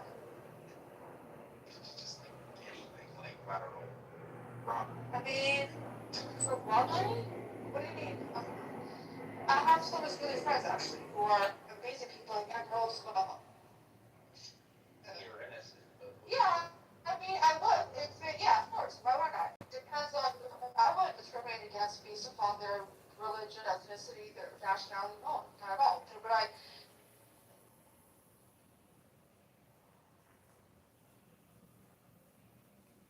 You know, I have actually tried to be very neutral about this whole Palestine-Israel situation for many years, but in recent years, it's just become more and more difficult to be neutral, unfortunately. But Noam, Noam, are you there? Since you're an Israeli, I would actually like to hear your account on the whole illegal settlements, because Juhu was saying that we should hear both sides of the story. I would like to hear it. I would like you.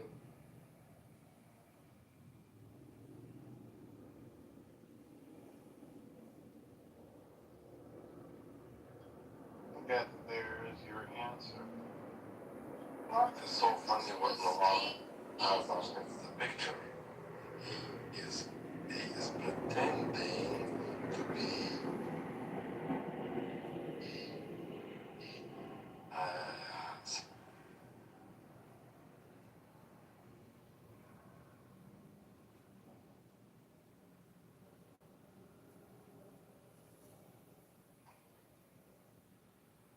I'm not even trying to be antagonizing or attack Noam. I actually just wanted to, for the benefit of the doubt, just hear his story as an Israeli. Maybe it would help me and Juhu actually to understand the Israeli side. you just want someone It would be interesting. I don't know if he's. I don't. Absolutely not. I don't actually. I've never yelled at any Israeli here, but I just want to know what his story is. I mean, I'm sure all of us would hear it out. Yeah, and everyone's gonna be neutral. That is a big. Well, I don't know why you're making fun about it. I mean, let's try it. Let's hear it out and see what he has to say. By challenging him and his ideas and his side of the story, it doesn't mean that you're not being neutral. Okay, if that's what you're trying to say. I don't know, forward dash, whatever your name is. But I'm just trying to say, Juhu was saying he's playing as the devil's advocate from the Israeli side, and he wants to, as we are the Palestinian lawyers, he wants to be the Israeli lawyer. But let's just hear it from an actual Israeli and what the whole story is about the illegal settlements in the West Bank. And he's not talking, but he said it before that he believed.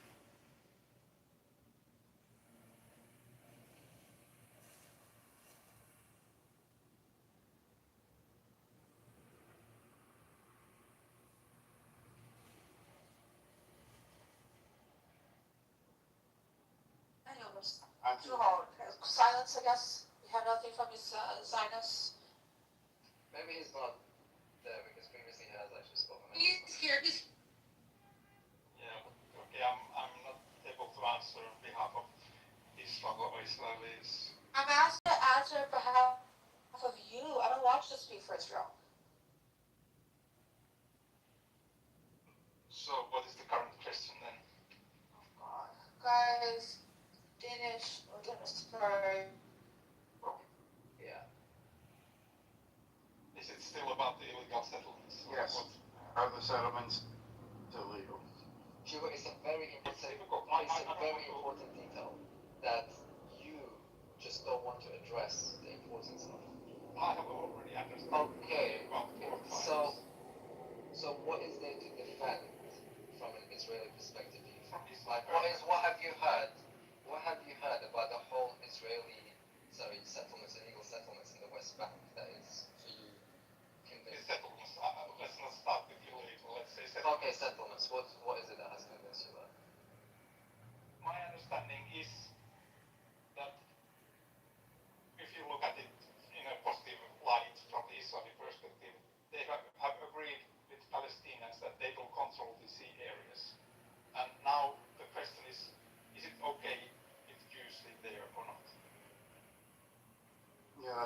That's not true. Palestinians did not agree to control the sea area. The sea is for zoning, and it was temporary, and it was still considered Palestinian land.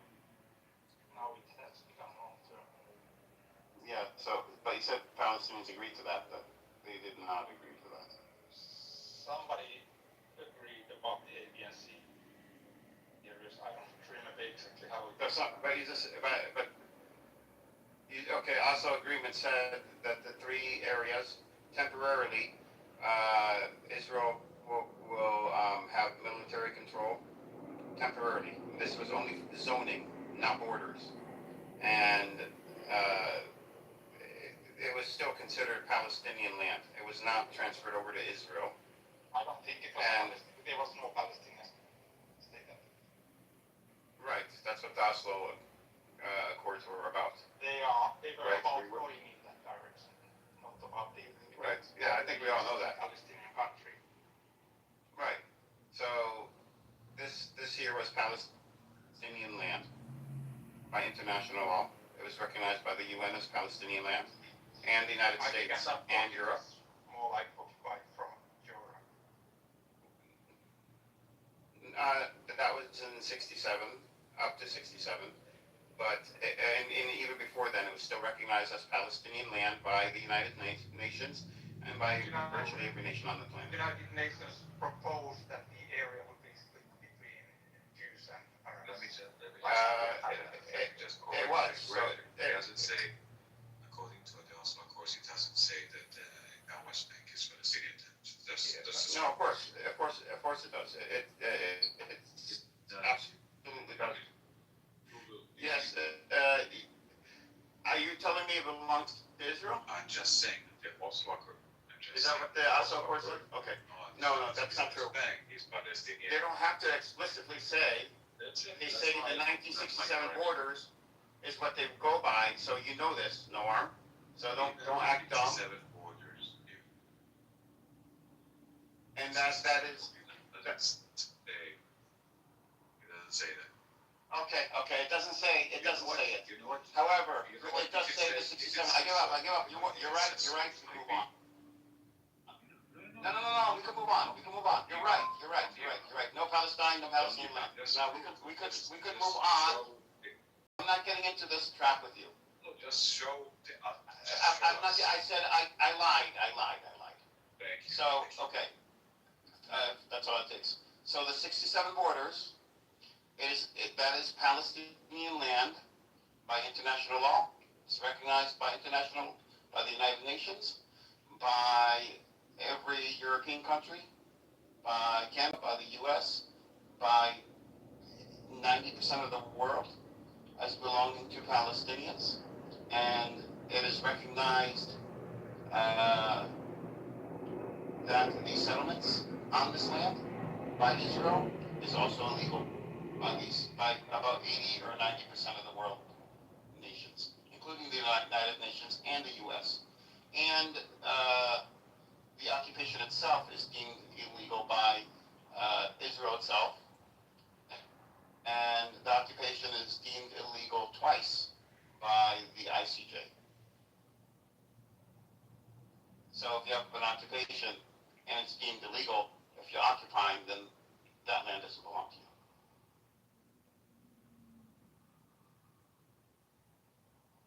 All I would say is that the situation is complex. Not everybody. No, I just broke it down pretty simple. Simple. It's not so that everybody agrees with that viewpoint. Oh, everybody does. Who doesn't agree? Give me a country that doesn't agree. Start from Israel. No. Give me a country outside of Israel that doesn't agree. I mean, Israel wouldn't agree because Israel is doing the occupying. If somebody's robbing a bank, and you go to that bank robber and say, well, what do you think about robbing the bank? He's going to say, well, this is a terrible thing. Exactly. No. So, give me a country outside of Israel. And give me a country outside of Palestinians. You said that all European countries sort of, I don't know, remember what you said, but my point is that not all European countries have sort of accepted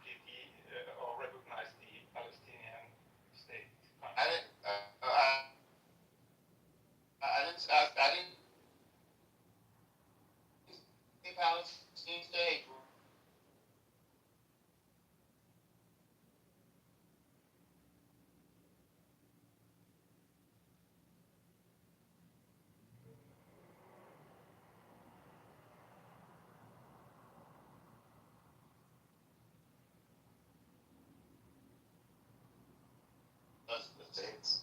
Probably the United States. No, the United States says exactly what I just said. Come on. Yeah, well, what Edward's can I do? right. What do you want me to do? Edward's right, Ashley. The U.S. also paid. You gotta negotiate with me. This has been the position of the U.S. for decades.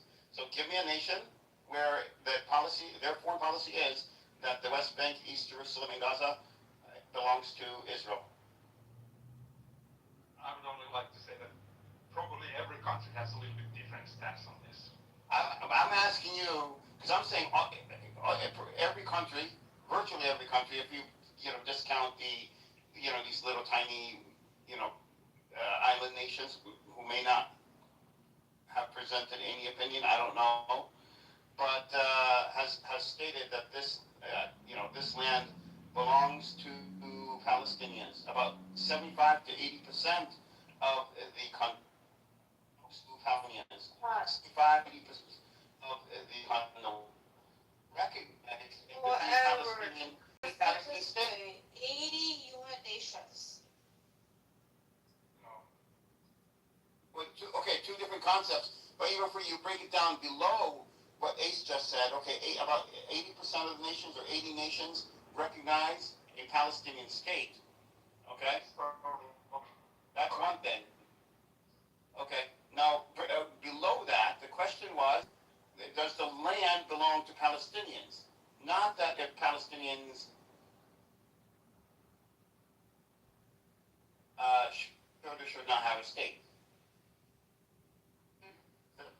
That is belong. Also, he exactly says that Israel is doing our dirty jobs. So even if they didn't take the position in their public, they may, you know what? The problem is you guys started this problem, this sort of issue in Palestine from the day the Israel started. But in fact, the problem started long time ago. You know, the whole Western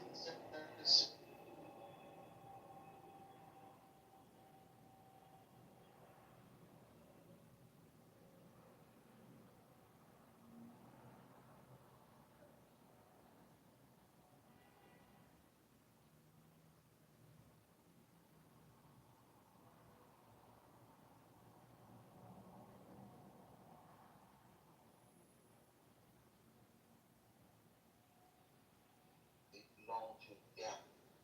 You know, they use it Jew as an excuse to bring back that piece of land. You know, so about the neutralism, you can't find a proper Western man or woman who can take a stand about this issue. You know, the crusades made Europe what is right now.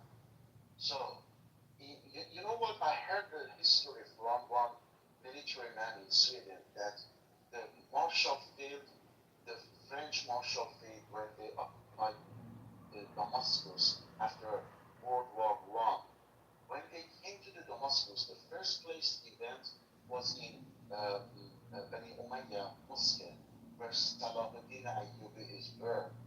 And he went there and he says to Salahuddin, "We are back." You know, you can't ask, there is no, when people like Donnie says that I try to be a neutral, it means that I don't care about this matter. But when you care about this matter, you can be neutral.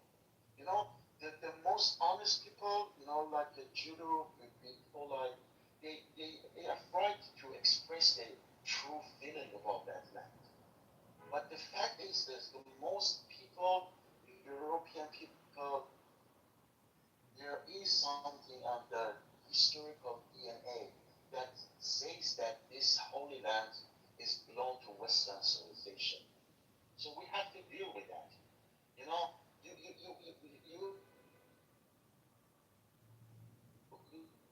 have to do some things and change the scenario. Even that it's not, it's against humanity to do what they are doing in Israel and Palestine. You know what? You have to take that land and need them to go and convince the rest of the world that the land belong to them. Um, it's very hard for me to explain that in English, but I hope that I was clear.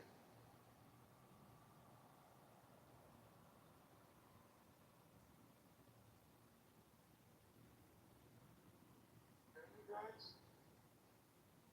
Yeah, no, I think you put your point on.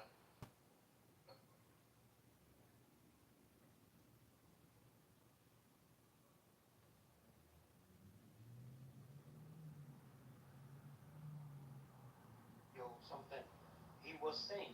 He said, I don't have any idea, but I know this. So how come all these people, they know deeply about that area, they are from that area, that's why they are defending or they are talking. But someone from million kilometers started to think or know something about. So I looked and asked GBT, and there isn't a nation that claims that the Palestinian territories belong to Israel. The U.S. arranged their embassies to the Jerusalem. That means they accept that as it belongs to the Israel. No. And I say that. No, they don't. Yeah. Yeah, but and foreign policy in the U.S. goes through two committees: the Foreign Relations Committee and the Foreign something other committee in the Senate. So no, the official policy of the U.S. Hold on, let's to clear this up. What Trump did also, he moved the embassy to West Jerusalem. By the way, Palestinians do not claim West.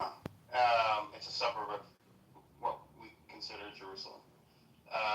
But this was he could move an embassy or do whatever he wants, but the actual technical position, the foreign policy position of the U.S. is that East Jerusalem, West Bank, and Gaza are Palestinian territory, and that this land.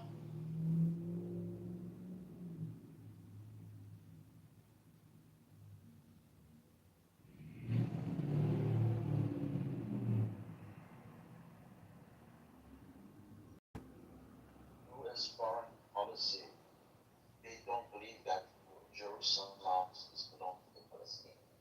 Sooner or later, you have to admit it, and you have to. I won't admit something that's not correct or true. Most Americans actually believe or have an unfavorable opinion about Israel. The majority of Americans have an unfavorable. Buddy, are you saying that we need to come to the realization that this disputed land, which shouldn't be disputed, belongs to No. I'm trying to say that you have to come to the realization that through the talk with the Western people, you are able to legitimize and convince them that these lands belong to the Palestinian. You can't talk them to do that. You have to fight and resist. You can't talk about. No, things are changing. What Salahuddin Ayyubi did, that wasn't true talking. Hang on a minute. Edward said something very, very true. According to polls, you can go and Google it. Right now, in the United States, more people are for Palestine and against them. No, but First time in history. For recent incidents. Yeah, I accept it. But when is coming to change the foreign policy? When new leadership comes in, right now. guys, Because Hungary got rid of their populist, bigoted leader, who was a great ally of Trump, and now with the new pro-European EU guy, he's actually said if Netanyahu enters the country, he will be arrested. Which is true, but the problem is his, Edward, the issue is, let's just be honest here, our foreign policy has been what it's been, no matter what the administration's been in power since 1948.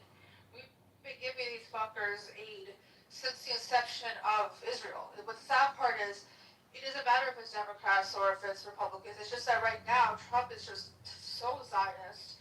He's just belligerently Zionist. He doesn't even do it covertly. He does it in everyone's face.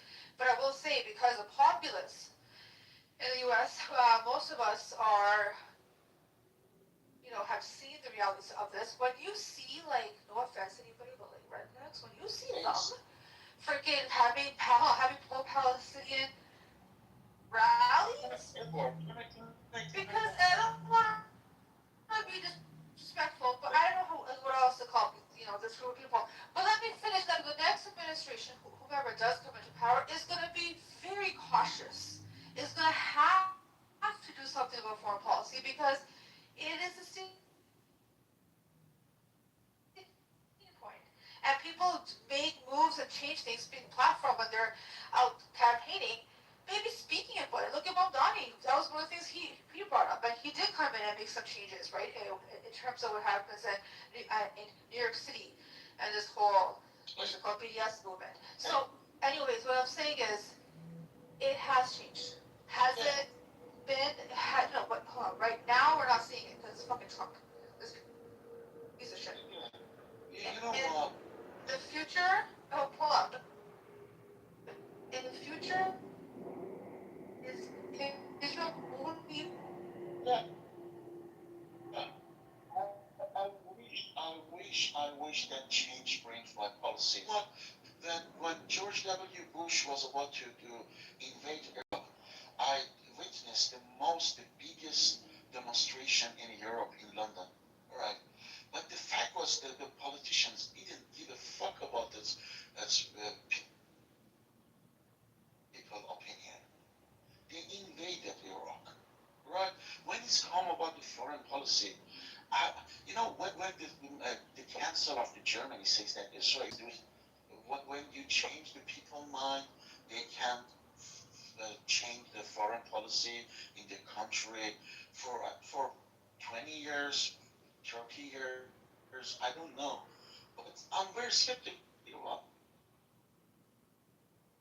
that because but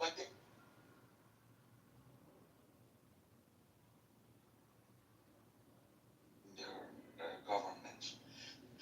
We have to accept it that sooner or later, when the Chancellor of the Germany says that Israel is doing our dirty jobs, well, it's a very clear point that they don't give a damn about the human life they killed in Palestine, in Gaza, and West Banks. The foreign policy is based on far, far more deep issues and more different point of views. And they have the ability, they have all apparatus to change the people's mind as well. You know what? Because of this very aggressive play of Israel, it goes 2 or 3 years, like genocide that they done in Gaza. The majority mind in Westerns did change. But how long is going to take a time to this change become a foreign policy? As I say, you can't deny the whole. One of the I'm not saying the whole, but one of the most important clone about the Western civilization it was crusade. Crusade make Europe what it is right now. It has a very, very big role in the history of the Western civilization. You can't deny that. And there is Role in what happened with Rome. That's not all of Western civilization. It was led by popes. It's absolutely wrong. But what do you mean by how the Crusades? Judo is from the Finland, from the Scandinavia. You know what crusade means for those peoples in Scandinavia. They are in the historical DNA civilization in Western in Europe. By the end of the day, Nordic countries didn't participate in the crew. they don't know you're honest. My family on my mother's side, they I believe participated against the war. Also, Matthew, I would have to say that in Western countries, for example, from the UK, you mentioned the Iraq War and the Million March. That was a famous event in Iran that happened. Sorry, in London. And Tony Blair still went and followed Bush into the Iraq War. But I think since then, because of the backlash that Tony Blair faced and a lot of the politicians that were around him, his ministers, over the last couple of decades, I think one of the reasons that has stopped the current Prime Minister Keir Starmer to be so solid on the idea of not going into this war is actually because of these effects. I think these things do have an impact on these countries eventually. Maybe not as quick as we want, but we are seeing the effects. The UK could have easily, as one of the closest allies of the US, followed Trump's being in this whole war. They could have followed him into the war, but they didn't. If anything, they felt using against it. So I think we should be a little bit more optimistic about the West being, I think they're flexible. There's a lot of decent people in the West and decent politicians, in fact, as well. Do you understand? I'm not blaming the regular, ordinary people in Europe. I say that the civilization, the people in the elite level, I'm not blaming on ordinary people. They are doing what they are best to do for them. They have a Wojdan. What was the Wojdan in English? You agree with that? I don't think it's dignity. I think it's a different Yeah, they are. Can I ask you a question? Yeah. Yeah, I just want to ask you, and this is why it came up actually. Why are we painting the Crusades as like something to be romanticized, or we're whitewashing the Crusades? I'm not whitewashing. I'm not romanticizing Crusade. I'm just bringing it up. You made the statement literally like a minute and a half ago. And you My- said that the Crusades created civilizations, and That's right. It's not romantic. it. I mean, it is, because if you're gonna mention that, you should also mention the fact that they destroyed, and after they destroyed the civilization, it continues to occupy it.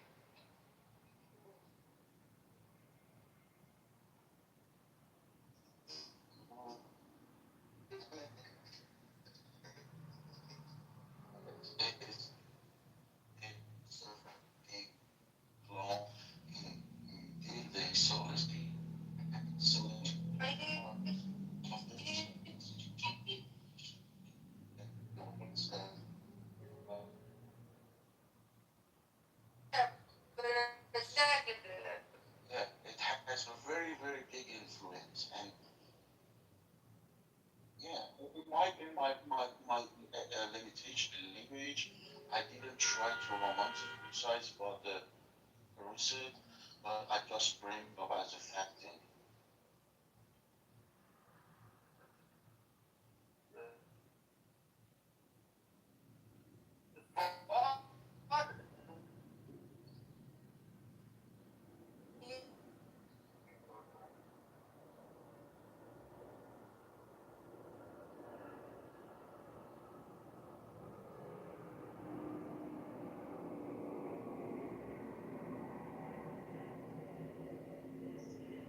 Yeah.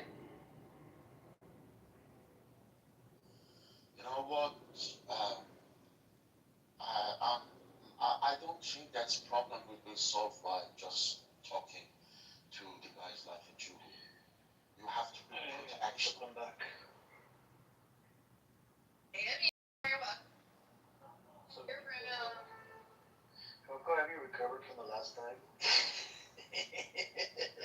What happened?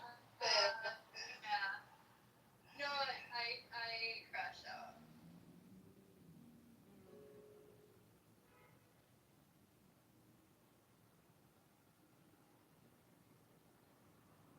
Your soul was at the menu.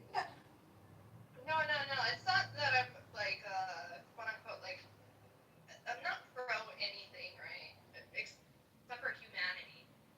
No, but I definitely did condemn all of the war crimes and the imperialism, which is the Wait, stuff hold on. But that how No, but did then we hurt hold on a second. Hold on, Ace.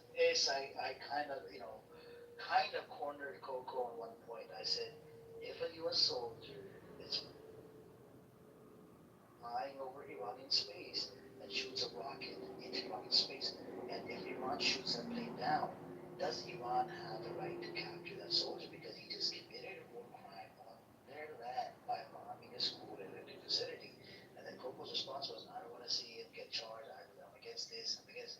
And then I said the same thing. If an Iranian guy flies over America and throws a bomb at a school, don't want to see him no. I said it. I Yeah, asked you but the my question. response was that I didn't want to see I him asked be you. charged. I don't believe that. That's not like that doesn't go with my beliefs. I believe that I don't want to see him be killed. I understand. And I don't want to see him killed. Okay, what about? Hold on. Coco. What about the He should be charged as a war criminal. Absolutely. The same way that all Okay, so why are you biased? Hold on, Coco. Why are you biased on one side? In Iran, he should be brought to justice, just like an Iranian that committed war crime. And I never denied that, but what should you bring to me is he be killed? That no, I don't believe he should be killed. No, I didn't say should he be killed. Should be brought to justice. That's what I use the exact term. Should he be brought to Okay, well, I justice? was under the sentiment And you did not should answer he the be question. killed because he killed, those people. And I don't believe that. I don't support people being murdered. No, should he be brought to justice? Do you support Yeah, that he he should should be be brought held to justice? accountable American in soldier that a committed court war of crime justice. and I think all assassination. war criminals should. The same thing with IDF justice? and Yeah, anybody But else. what is the court of justice, right? Let's say the Iran brings this person to justice. And the punishment, if found guilty, is death. So, okay, let's just say this soldier gets brought to justice. Right, he has his day in court, and it's said that this person did commit this war crime. And the punishment for the war crime is the death penalty. Would that be okay? I mean that's the court of justice. No, I'm not bugged. And no, I think that regardless, I don't support murder. Right. But if a court of justice is going to give capital punishment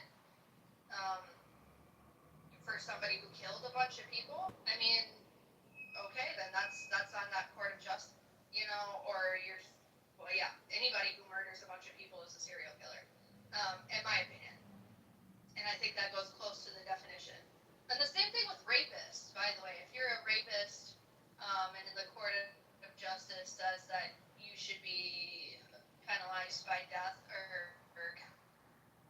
capital punishment, then it is what it is, If American soldiers that are being put into this war, right, they're this is what they have to do. And if they are, let's say, targeted and killed by Iranian soldiers, who would you hold responsible? The administration for putting them into unjust war, or would you hold the Iranian soldiers who are defending their land responsible? If I didn't hear the first part.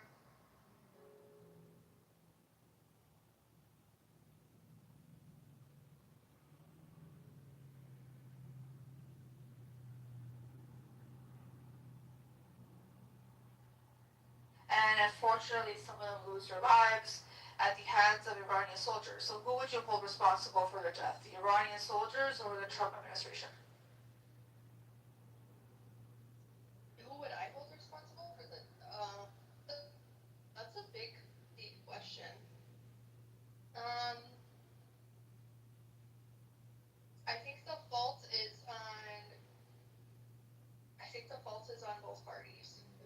I think the fault would be on who did the murdering and who perpetuated the war, right? Well, the Iranian soldiers are defending themselves, right? So they're defending their land, okay? And these are soldiers who've been, U.S. soldiers have come onto their land, and they're a threat, right? So they're just trying to protect themselves.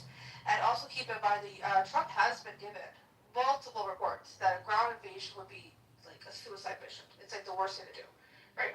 That's why the last 7 administrations have never gone into Iran. With all this information at hand, his ego says, you know what, I'm gonna go in. So knowingly puts some in danger. More danger than usual, right? So who do you blame then? It's like standard law, right? The castle law, right? Someone comes into your home and they want to fucking rob you. They're not supposed to be on your fucking land, and you shoot them. Some If I look back at what I've learned from Iraq War, which I know people keep saying it's different. But I mean, I've seen a lot of videos and stuff like this from my government, right, my military, and the things that they did there. It was all horrible things. I don't support ground invasion either. No, I don't think that's smart. I definitely think if any administration, sends our military into somewhere where it would be difficult and cause lots of fatalities onto the military, and they're knowing that anyways, then yes, you're guilty. Yeah. I mean, the Trump administration has a lot of blood on its hands already.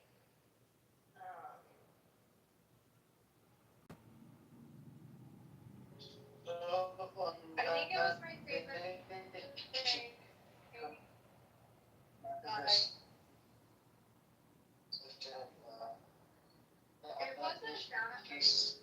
You could not ask the question and you were pro-military, and I said, we don't support war. So, that day,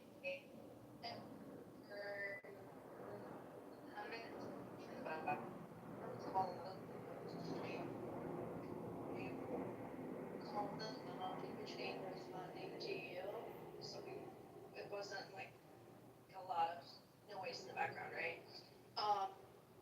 But yeah, no, on that day, I definitely murder military, and I know that our military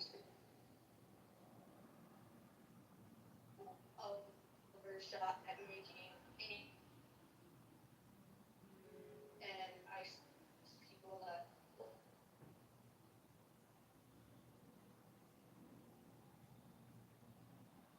You said you don't want to see anybody, getting killed or charged or whatever. No, I didn't say that I didn't want to see anybody be charged. I definitely, because I had a conversation actually with Sadaf after this, because I was really upset, to be honest with you, Amir, after that conversation. But I did. That's why other people attacked you. I know, but that was the reason other people attacked you. Because of the attacks, because I said that I did want to see somebody be charged, but I said I didn't want to see any murder, and then somebody said, a couple different people were saying, well, that's because you're racist, and that's because of this and that and the third, and it's like, no, bro, I just don't want to see people be killed. Like, it doesn't mean that I'm a fucking racist or I'm a bias. You know what I mean? No, I hear you, but the thing is, the way you came off, it sounded more like that America can commit, war crimes, but if and get away with it. But that's how it sounded like the other day. But it's okay. I understand. You're going through with the kids, whatever. Well, if it sounded that way, that's not what I was trying to. I know. I know you clarified your position. Thank you. But, Amir, just to piggyback on what you just said, Coco, when you said that you support the military because there are people who just could not make anything of themselves, and the military is an outlet where they basically can have a career.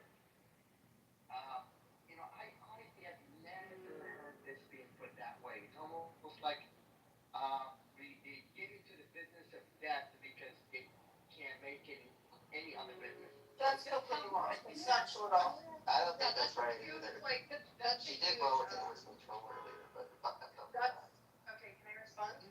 Okay, so that's like a huge inflation of my statement, right? So, my grandfather served the United States military, right? And all he did, well, to my knowledge, he died before I was born, but he was in our Navy and he protected our waters during World War II. So, I mean, he didn't travel anywhere else. He just stayed home and protected our people, right? So, no, I don't think that going into the military, and this just completely not truthful, by the way, just to say anybody in the military is like murdering people. Like, there's many different outlets within of the military where you're not actually drafted to war or you have to actually go and fight other people. No, I do understand that. My father-in-law was in the military, and he basically just worked in a warehouse. But what I'm saying is, we have a bunch of kids. I can tell you from experience, I have students who were indoctrinated right after 2001. They attached in 2001, and that was the easiest time to actually recruit young young people, and they went and died. They were given high dose of indoctrination on this thing called patriotism, and they were killed. And I don't think people go into the military because they have nothing better to do with their lives. I'm sure you didn't mean it that way, but it certainly sounded like that.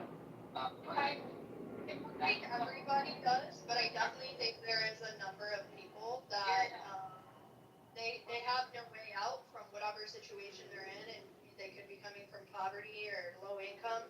They don't have the resources to maybe go to school, or they don't have the resources for healthcare, whatever, for their kids. You know what I mean? That's true. That's true. Oh wait, the military also has engineers, people that are very, very skilled, right? It's not just but even the people that I know who are in the military, right? They got up to special forces. Some of them actually got in not because they didn't have any other option. They actually thought that they were doing something noble, right? So there's that part of it too. If we take the personal anecdotes and you take your grandfather out of this, you do understand that this is a country that makes a living, actually thrives on creating an enemy every year, and therefore we go into war. We have the military-industrial complex. Yeah, I know. I hate that. That's what we have. And the thing is, personally, I have to say that I will do everything in my power to stand between me and my kids, not joining the military, and right, that way. With you there. Yeah. So I don't understand it because I'll tell you, it's almost like non-conventional military. You know that we were born in this country for generations. We're not born to defend this country. Nobody can fuck with this country and defend it. We have so much fucking firepower that people are not going to instigate trouble with this country. And this country goes to war because we need to open new frontiers with these corporations. I understand that. I understand that. Believe me, I understand that. Is it okay if I call you Mo? I was just gonna say. Oh, call him Mohammed, girl. That's his name. How is his name Mohammed? Because people say it a certain way. Just say it. It's Mohammed.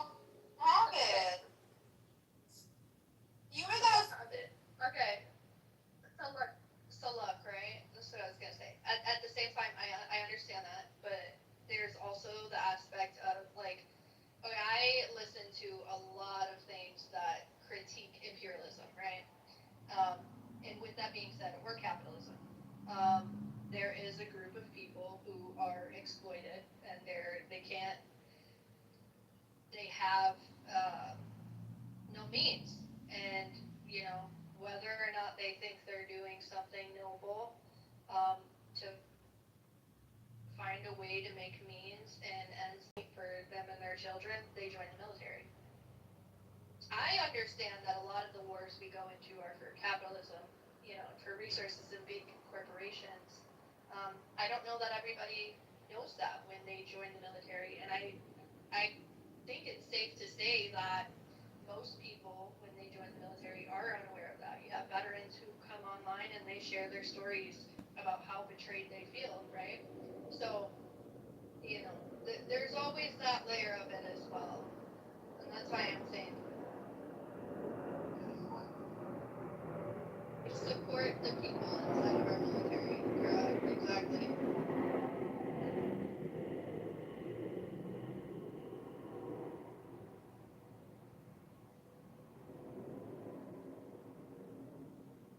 Do you not support our military? Do you think we should not have a military?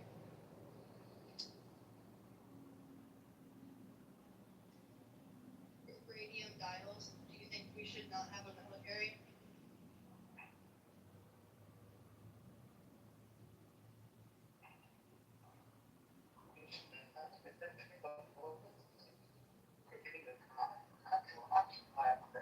Yeah. Coco, and that's where I don't see support for military. So I'm saying because I understand a lot of people is not homeless, they can't find a job, so that's the best thing that they have available. They can just serve in the military and make the 3 4 month or whatever. But at the same time, our soldiers in a place where we don't need to be there. Like right now, I mean, what did Trump wanted to invade Iran? Like that's a suicide mission. You know what I'm saying? You got the American soldiers occupying Iraq. There was about 1 million people that got killed. I'm not saying that the other parties that play a role. There's a lot of other parties that play a role. GCC countries played a role. European countries played a role. And even Iran played a role.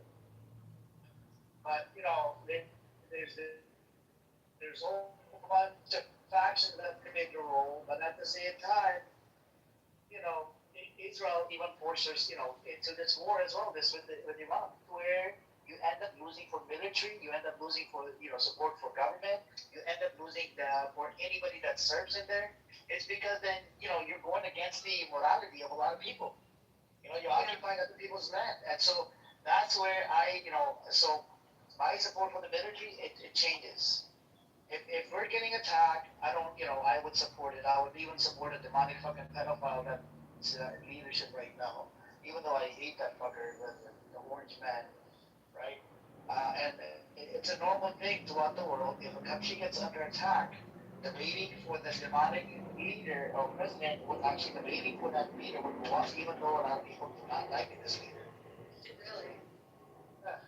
I think we should replace our military with AI chatbots. No, that's terrible. But wait a minute, Coco. Okay, in this day and age, with all the information that's available, right? Can we still say that the military personnel is just as blind when they go into missions as they were, let's say, 10 years ago? Blind, what do you mean by that? By the goal. But, like, they don't know what they're doing?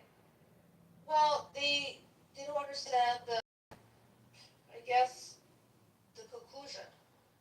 Like, for example, here, so the Iraq War, right? So people were hooked. So people were sold this, weapons of mass destruction, blah, blah, blah. People went in with the false pretense, and yes, there are some U.S. soldiers I know personally who were pissed. Some people have PTSD, they're like, what the fuck? Like, this was a completely wrong. We should never have there. In Afghanistan, there's soldiers who come out and interviews and said, we were just freaking standing there and like, guarding these freaking poppy fuels, opium, etc., that was being sent to the U.S. right, for the big pharma. There's a lot of it, right? So with all of that being said, right, can we say that the people, the majority of people that are in the military today, and I don't want to insult anyone's intelligence, right? Just because someone hasn't gone to school doesn't mean they're dumb. I actually know people who are more intelligent who drop out of school than graduates, to be honest. They would still have the understanding of what they're doing and what the end result is. So when they're going, so Venezuela, that mission, that was done. I mean, bullshit.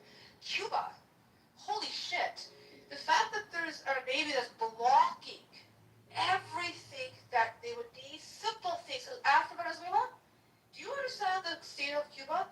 There's already sanctions that are crazy on Cuba. That also blockading any form of oil that was being sent to them from Russia, China, etc. Until recently, Trump lets them in.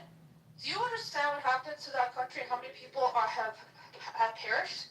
So with all of this being said, can we really say that the people who join the military and go into war don't understand the repercussions of their actions on that country? I think after fact they understand they understand, right? After, what did you understand before? See the history of what your country is doing? I don't think that everybody, unfortunately, I don't really? think every American understands the Majority, I would say. The majority. No, I don't believe that. With all the information that we have at our fingertips. I don't have that much faith in the education system in the United States. And I This also looks like a genius. I think 1 to 20%, might even be less than that. I looked into this the other day. Actually know the full Constitution. I don't believe. You don't need to know the Constitution. Having it memorized doesn't mean anything. No, not having it memorized, right? Is understanding and knowing that it's like what is inside of it. So are you saying that Americans are inherently idiots? I think less than 20% of, it's not, I think it is, it's less than 20% of Americans know our Constitution. So with that being said, I don't believe that Americans actually know their history. No. And I see it all the time. When I'm in political conversations, I see it come up all the time, and people have like this idea that, they have any fucking clue what's going on, but I can tell because that's actually what I like to read, right? I'm American, so that's my history, so I like to read about it, and I've been doing this for about 6 years, so I would say I know American history pretty well. I don't know everything, still learning, but I know the basics of things, right? So, and I am proud. This is a real classical way. Oh, I'm not redneck, and I'm not a hillbilly either. She's an American. She's the real one, I'm telling you. She is a full, pure-blooded, red, white, blue American. And she is so proud to admit I that. guess you guys can answer A's question for me. Go ahead. Since you guys know what I was gonna. I don't know what you're going to say, but I know the way these genes Do personal attacks, bad cash. Don't be doing personal attacks. You can disagree with somebody, but there's no need to. I ain't personal attacking shit. I'm telling you, she racist as hell. I can tell. But how is she racist? You even know her background. Do you even know who she is? How is she racist? Okay, hold on for a second. How did you come to the conclusion she's racist? Yeah, how could an American be racist? Oh my god. The part that she, how you can tell she racist, it ain't about what you say. It's what you think. What you said. She was like, a lot of people are in the army because they don't have anything else to do better for themselves. Like, bro, you can read between the lines and you can't, that's you. I ain't gotta agree with everything y'all think. She racist as hell. I know that. I can tell. Wait, are you seeing people that are non-white? They talk the majority of them? Wait. The military isn't a race. The military is not a race. That makes no sense. What you're saying is not cohesive. You're like. I'm talking about the way the pants on top of them shoes. I can tell. Well, that's not even me, but okay, amazing. What else? How I am not. Are you gonna tell me? I am not pro. Tell me how the military is a race? Can you explain to me what race? Cash, am I racist, Cash?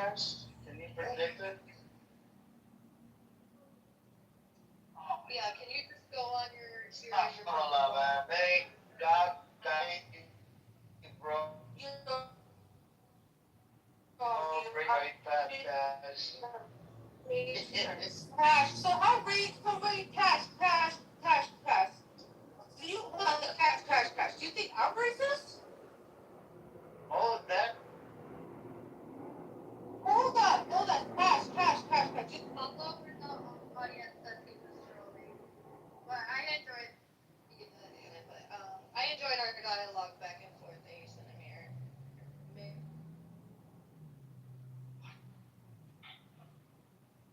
We can, I don't know, Marco, revisit the subject another time. Sure. Next time. Next time. And gosh, you're definitely racist, bro. With that picture, definitely racist. What picture is this? Yeah, I can't even see. What is this? What are you wearing on the top of your head? I don't know who that is. Bro, that white hat is racist, man. Why are you wearing a white hat? That's Bilal. We're not supposed to create pictures, man. We didn't create that picture. That's a real picture of Bilal. I know, but we're not supposed to have pictures from Islamic paradigm, man.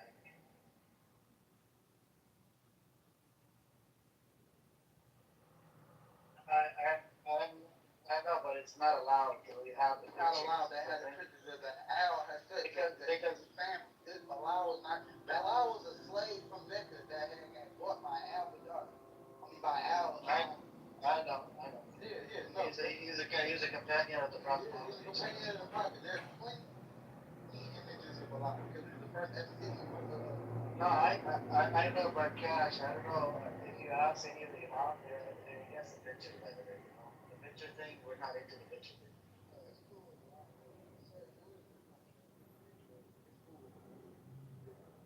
Colors, they allow images of.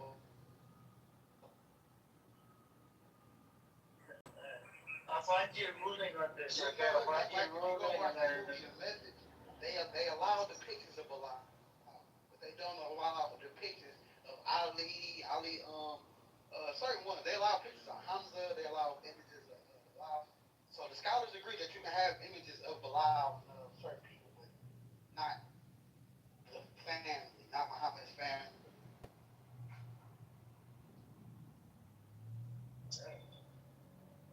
I love to look into that, bro. Found rabbit holes when I get this stuff. You're gonna hear. I know it's a big rabbit hole. Creeping in paradises before yours, brother. Yes, go, bro.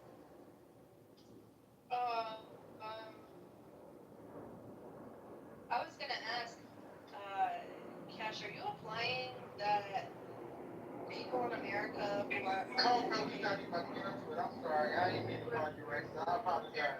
Y'all finish y'all conversation. Okay. Because I was gonna say that in itself is racist. No, but I ain't gonna lie. Your tone did come off a little bit like when you get off here, you might say that. You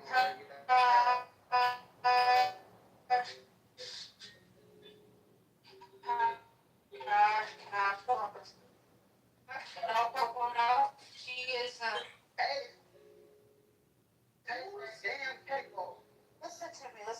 I don't cape for anybody, okay? I'm just letting you know because you sound hard. You come off. I already apologized. Also, just okay. Got you.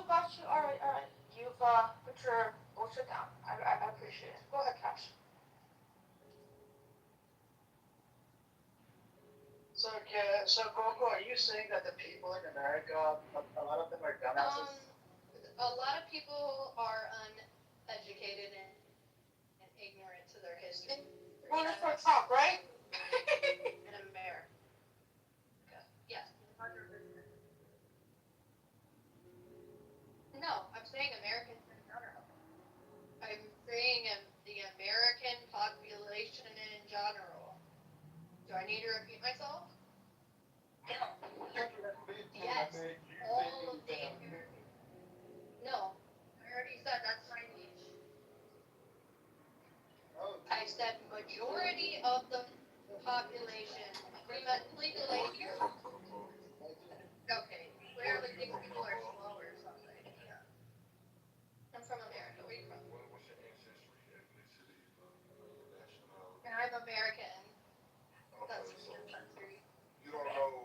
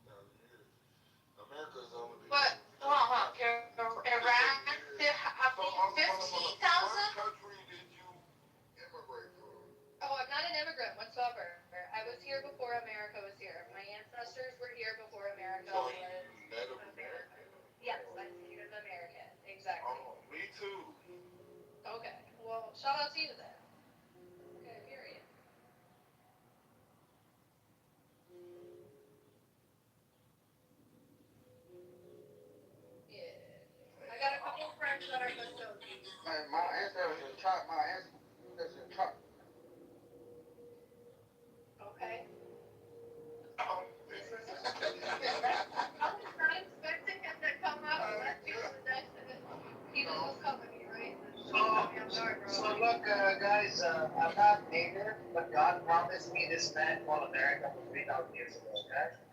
So, Geomatic said Iran, not Iran. 15,000-year-old civilization. 15,000. Well, it's really Persia. Let's be for real. You don't understand what I'm telling you, right? It's how you, oh God. So you actually proved Coco's point, first of all. And you said that Iran is a 15,000-year-old civilization? 15? Oh God. Thank you for proving. So how did I prove it? The fact that you don't get it is even worse. Iran is what, 15,000-year-old civilization, Geomatic? So it's not.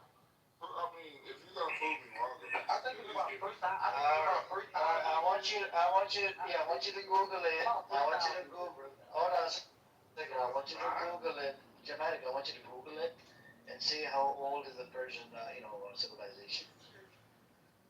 yeah, I know it's way older than that, but at the same time, fuck out the Google and just tell me. Like,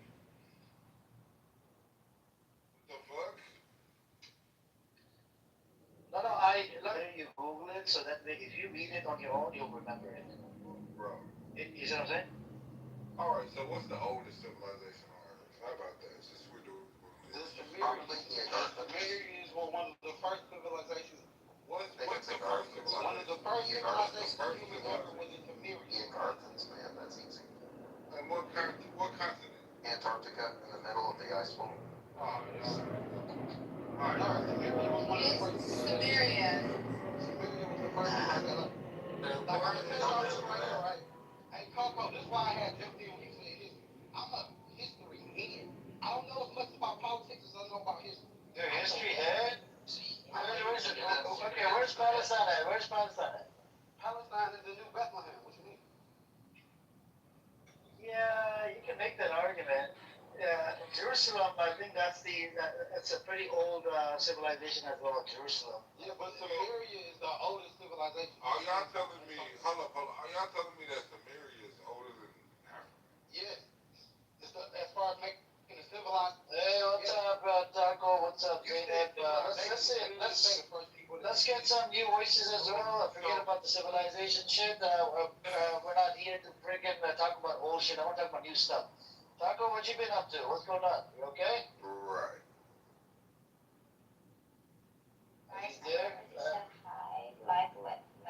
Hey, Zainab, I didn't hear you. Welcome. How you doing? Are you Iranian? Yeah. Do you support Reza Pahlavi? Okay, let me speak. I live in Iran. Right now. Yeah. You support Reza Pahlavi? Okay, let me speak. I am a Persian. Hold on, Cash. Yeah.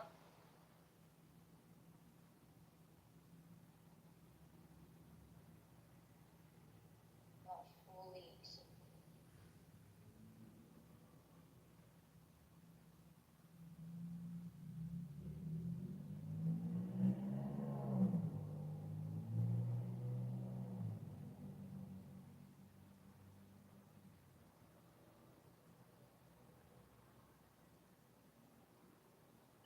Yeah, she Do doesn't. you know who's now? Hold on, bro, mute the fuck up. It's not on you. Yeah, she doesn't know the Can you mute up? No. It's not on you.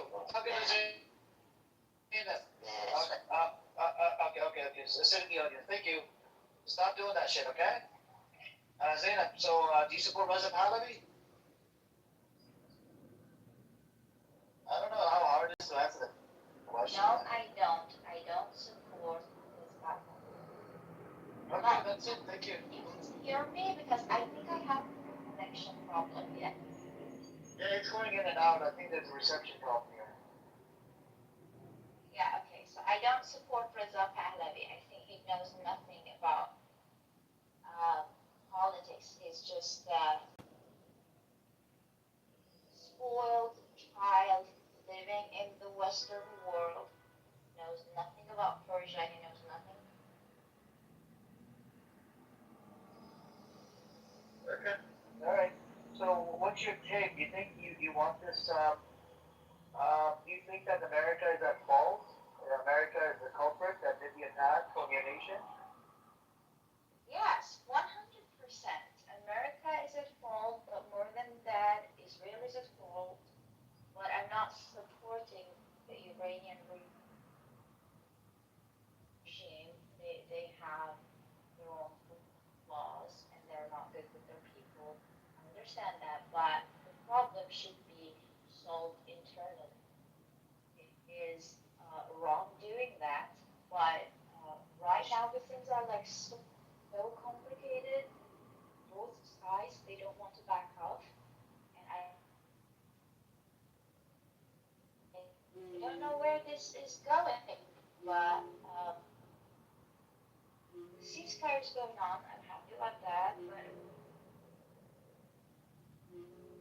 Yeah, that's true. It's hard. We don't know about the future, but America did violate ceasefire, and right now, because of the blockade, I don't know what's going to happen now.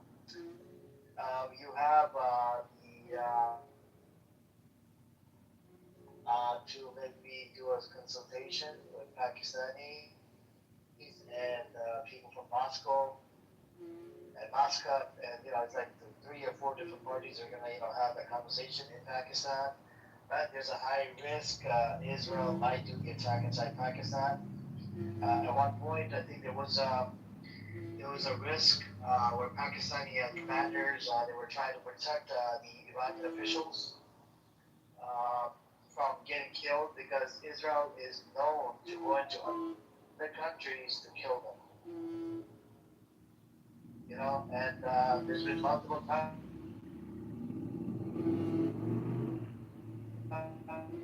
where, somebody that's not rich and Israel, Israel, what it is.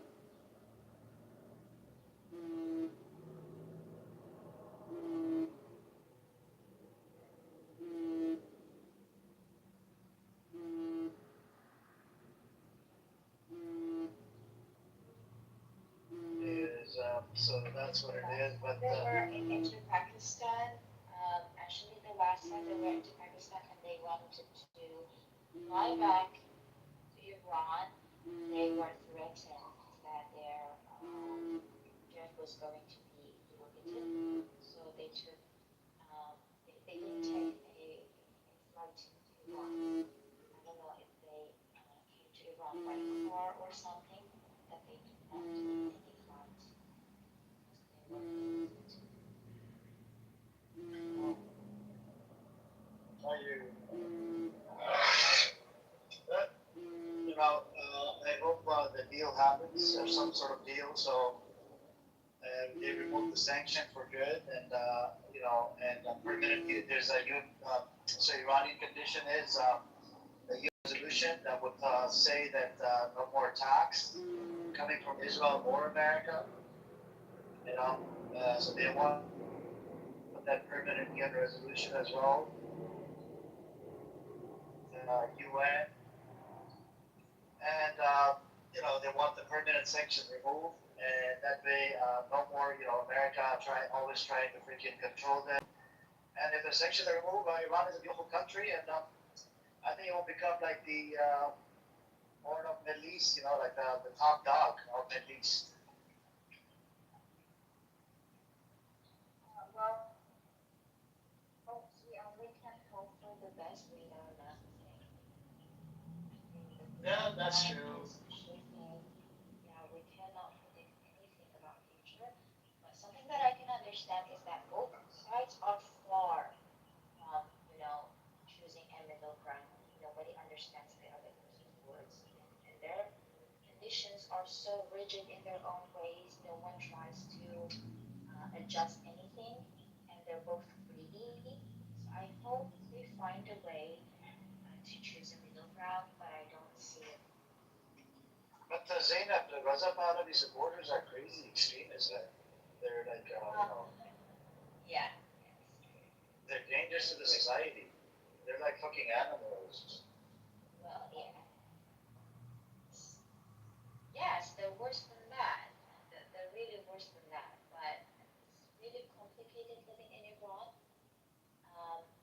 those people who support him from, America or Europe, they're fucking crazy. They're so powerful. Yeah, I think he went out again. There was a attack that happened in London. He was a pro-Pahlavi supporter, and I believe he stabbed. People in here. Hey, what's up, Edward? Salam alaikum, bro. Alaikum assalam. We have Zainab here. She's directly talking to us from Iran.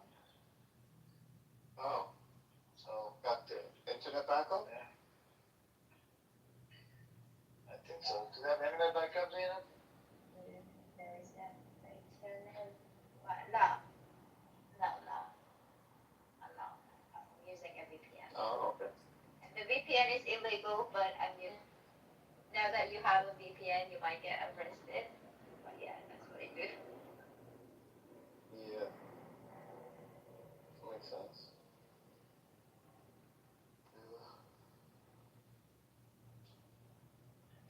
So, Edward decided to go to Pakistan. The Iranian officials to have that consultation. Not it would be without American presence. Not the issue is it's a big security concern because Israel is known to freaking assassinate people of different nations. And I don't know if you heard about the Iranian demand. They want a permanent UN resolution that would give them a guarantee that they will never attack ever again. If they can get those sanctions lifted, it'll be a different middle. Moscow is meeting up, Muscat, and there's Pakistan and Iran. They're all, they're gonna have this conversation in Pakistan. Let's see. Wait, hold on, Amir. You're saying that Russia's getting Yeah, involved? Moscow. Yeah. Moscow. Yeah. Because I think it's better. So Moscow was critical, to be honest with you, when they were about to meet up in Pakistan. They were critiquing it, but at the same time, they were supporting it as well. They're like, if the deal happens, even if the deal happens, like the Obama era deal, that would be nice. Trump, with his egoistic, narcissistic, son of a bitchy behavior, he doesn't want to concede that I don't want to do similar to what Obama did. Then people are going to be like, what the hell did I do? He did the same shit like Obama did. So he's trying to, get that credit. He wants that freaking credit. And I was thinking about how about after they establish, establish a deal to make, butter to make the sweeten the deal. Maybe they can build a Trump tower inside Iran. Have the Trump's name on there, and he can just shut the fuck up.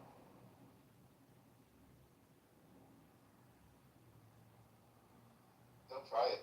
I think they would actually try it. But hopefully, they'll get the sanctions removed, and that would just change everything in the Middle East. And for Imagine Palestinians as well. people from America coming over because of Trump Tower. People don't give a shit about Trump Tower. Oh no, there's big support. There's still people supporters of Trump. You think they're going to Iran to go check out? They don't have a passport. So. No boy. Yeah, a lot of Americans don't have passports. You guys heard the latest soundbite from Trump recently in the past couple hours? He goes to the American people, yeah, I know gas is expensive, but it could be worse. Motherfucker. If you think it could be worse, I'm gonna get it as a bumper sticker. It could be worse, man. Wait, did you see that? In that, what do you call it, that Iran brought out where it says Trump 2028, but it says 20.28 per gallon? You know what's funny?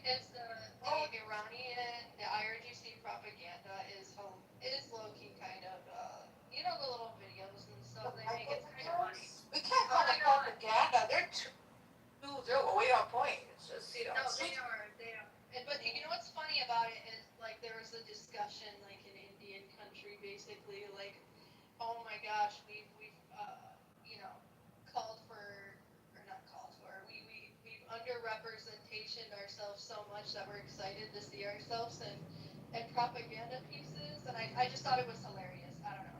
But did you guys see that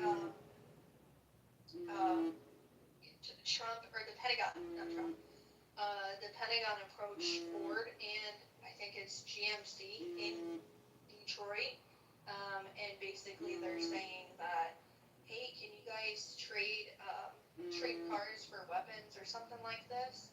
And this is the first time this has been asked since World War II. And I'm gonna guess, right? And the sources are saying it's because our weapons are being depleted. And it's like, well, no shit, dude. Like, look at what the fuck we do. And then we're constantly sending weapons to everybody else. But you know what? That's not good for Detroit. That's horrible information, and I hate that information because Detroit's been left in the dumps for a very long time. And I'm fucking sick and tired.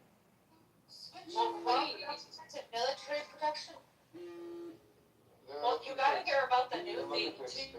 So Edward, this is something I heard today on NPR. Ypsilanti, which is just right outside of Ann Arbor, and there was a big push for data centers to be built there, and the data centers and that were housing servers for AI, servers for different things. It was like a huge push. Well, now Ypsilanti has created, they just passed the law that they are not going to service water to these data centers for the next 2 years while they do research. So that's really going to put all his defense spending out here to rest. Yeah. About half the data centers are not even going to be built because of shortages in parts. Well, they're already built. The city of Ypsilanti just said we're not servicing water. Yeah, they're not going to be able to fill their servers without it. Yeah. They're popping up all over Michigan. We just got one shut down there, trying to put one right next to my reservation, and we got it shut down. All the tribal nations up here are creating memorandums. Well, like there's. Yeah.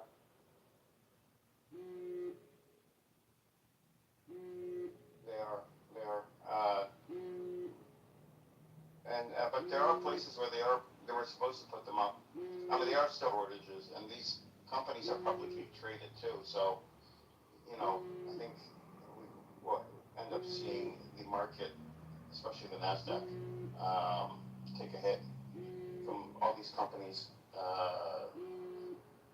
having, these multi-billion-dollar projects canceled, and aren't going to be assets on their balance sheets. And regarding the car companies, they were asked if they would extend their manufacturing lines, build out new manufacturing lines, and manufacture weapons and missiles instead. Well, not instead, but that's still years away. That's not something that would help the U.S. now.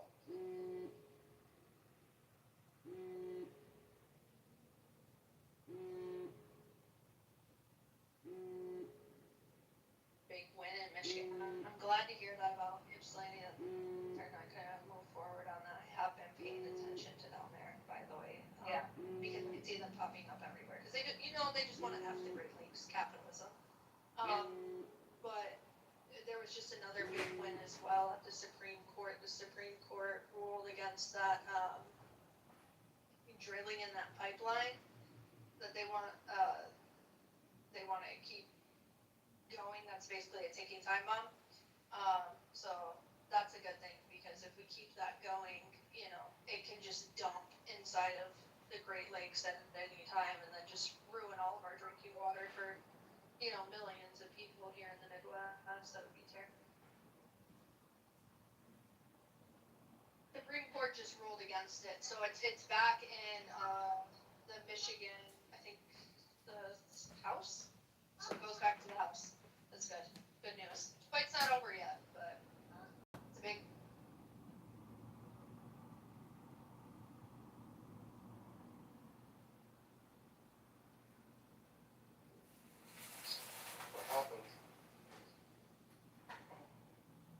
There's a lot going on.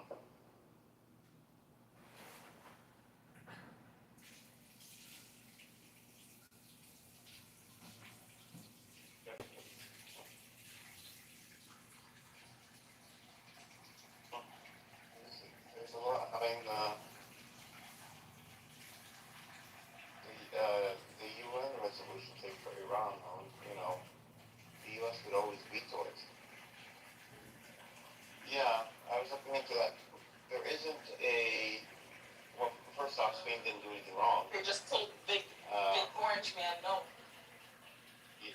Yeah, and they met their obligations under NATO. Um, and there's actually no procedure to kick a NATO nation out anyways. So they don't have a procedure to do it. Yeah, Prime Minister has been a president has been very vocally critical of Israel and Netanyahu as well. Let's not forget that. And they're going to go after anyone who's critical of that. That's true. I mean, I think at this point, people, I don't know, I assume that's the reason why even those that are not as, plugged in.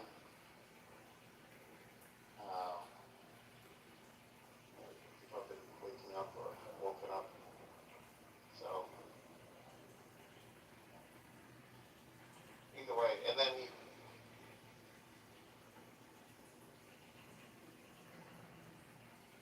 Yes, I read that one too. I was dying. I was laughing. I was like, good. I was like, I'm not against that, but I think Trump and Netanyahu are great, have been pretty decent for the world. What island? Go ahead. What island is it? Falkland Islands.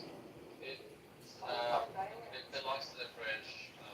Yeah. To the British, Oh, but okay. obviously there's always been this fight with the Argentinians and the British. But obviously the Argentine is the same. We got to a war over. This is off the edge of Argentina. Yeah. Yeah, I mean, I wouldn't be surprised if they give up at some point. No, I think it was earlier than that because didn't Prince Edward fight in it? And it was a big thing that he was fighting in the Falklands. It was during the time of, what's her name? Margaret Thatcher. Oh, his badge. All around the world in the Pacific Ocean. I think Stalmer has already given, one or two away.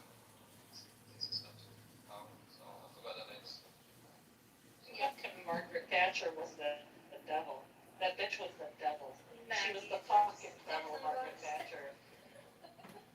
And when they said, don't you feel bad for, all the Iraqi kids, she did it. She literally dead ass was like, I have no regrets. At least, George Bush felt bad. Margaret Thatcher wasn't involved in Iraq. They asked her about something. Was it her or was it somebody else? Are you thinking of Madeleine Albright? Madeleine Secretary of State? Albright, Yeah. yes. And then she said, basically, she don't give a fuck. She said no. So she was asked about the sanctions that the U.S. has placed on Iraq, has killed around 500,000 children, and she said, "Well, that's Yes. we're willing to pay." Fucking bitch. Well, exactly. Who is the America, I know. Actually, Edward, her exact words were, it was worth it. Yes, the fucking. Oh, it's worth it. It's worth it. Maybe that's what the word for it. Yeah. The islands in should definitely go back to Argentina. However, I do not support the leader of Argentina and all his actions that he's doing. This guy, are you guys paying attention? Well, we all know that Argentina is Then you got basically a the Nazi people there colony. that are just, stuck in the middle, which fucking sucks. You got the people there, they're eating donkey meat, right? And then here comes a bunch of Israelis, all of a sudden they're coming there, and now they just start burning up the land, and then the Patagonia. of the country, exactly, the leader of their country, he goes, I guess he's turning to be Jewish or something like this, he's converting to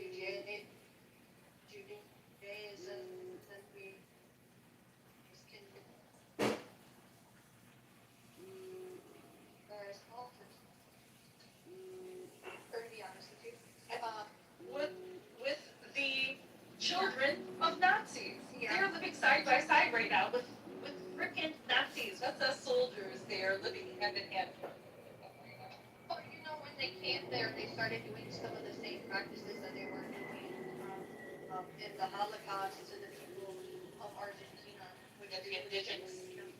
yeah, and then well, I guess now this is what really gets me, is these Israelis are the land, sacred land, all this, you know, and then here comes their like Jewish leader of the country, or just turning to be Jewish, whatever, and now he's making a law that, which has never been in by the way before, right?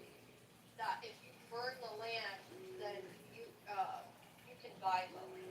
Yes, I read that, and then so that's why they're purposely burning the land is so that they can buy it.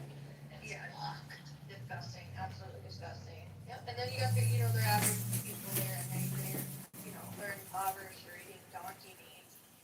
And you have an argument with somebody about this who might be pro-Israel, and the first thing they'll spit at you is, well, you just hate all fucking Jews.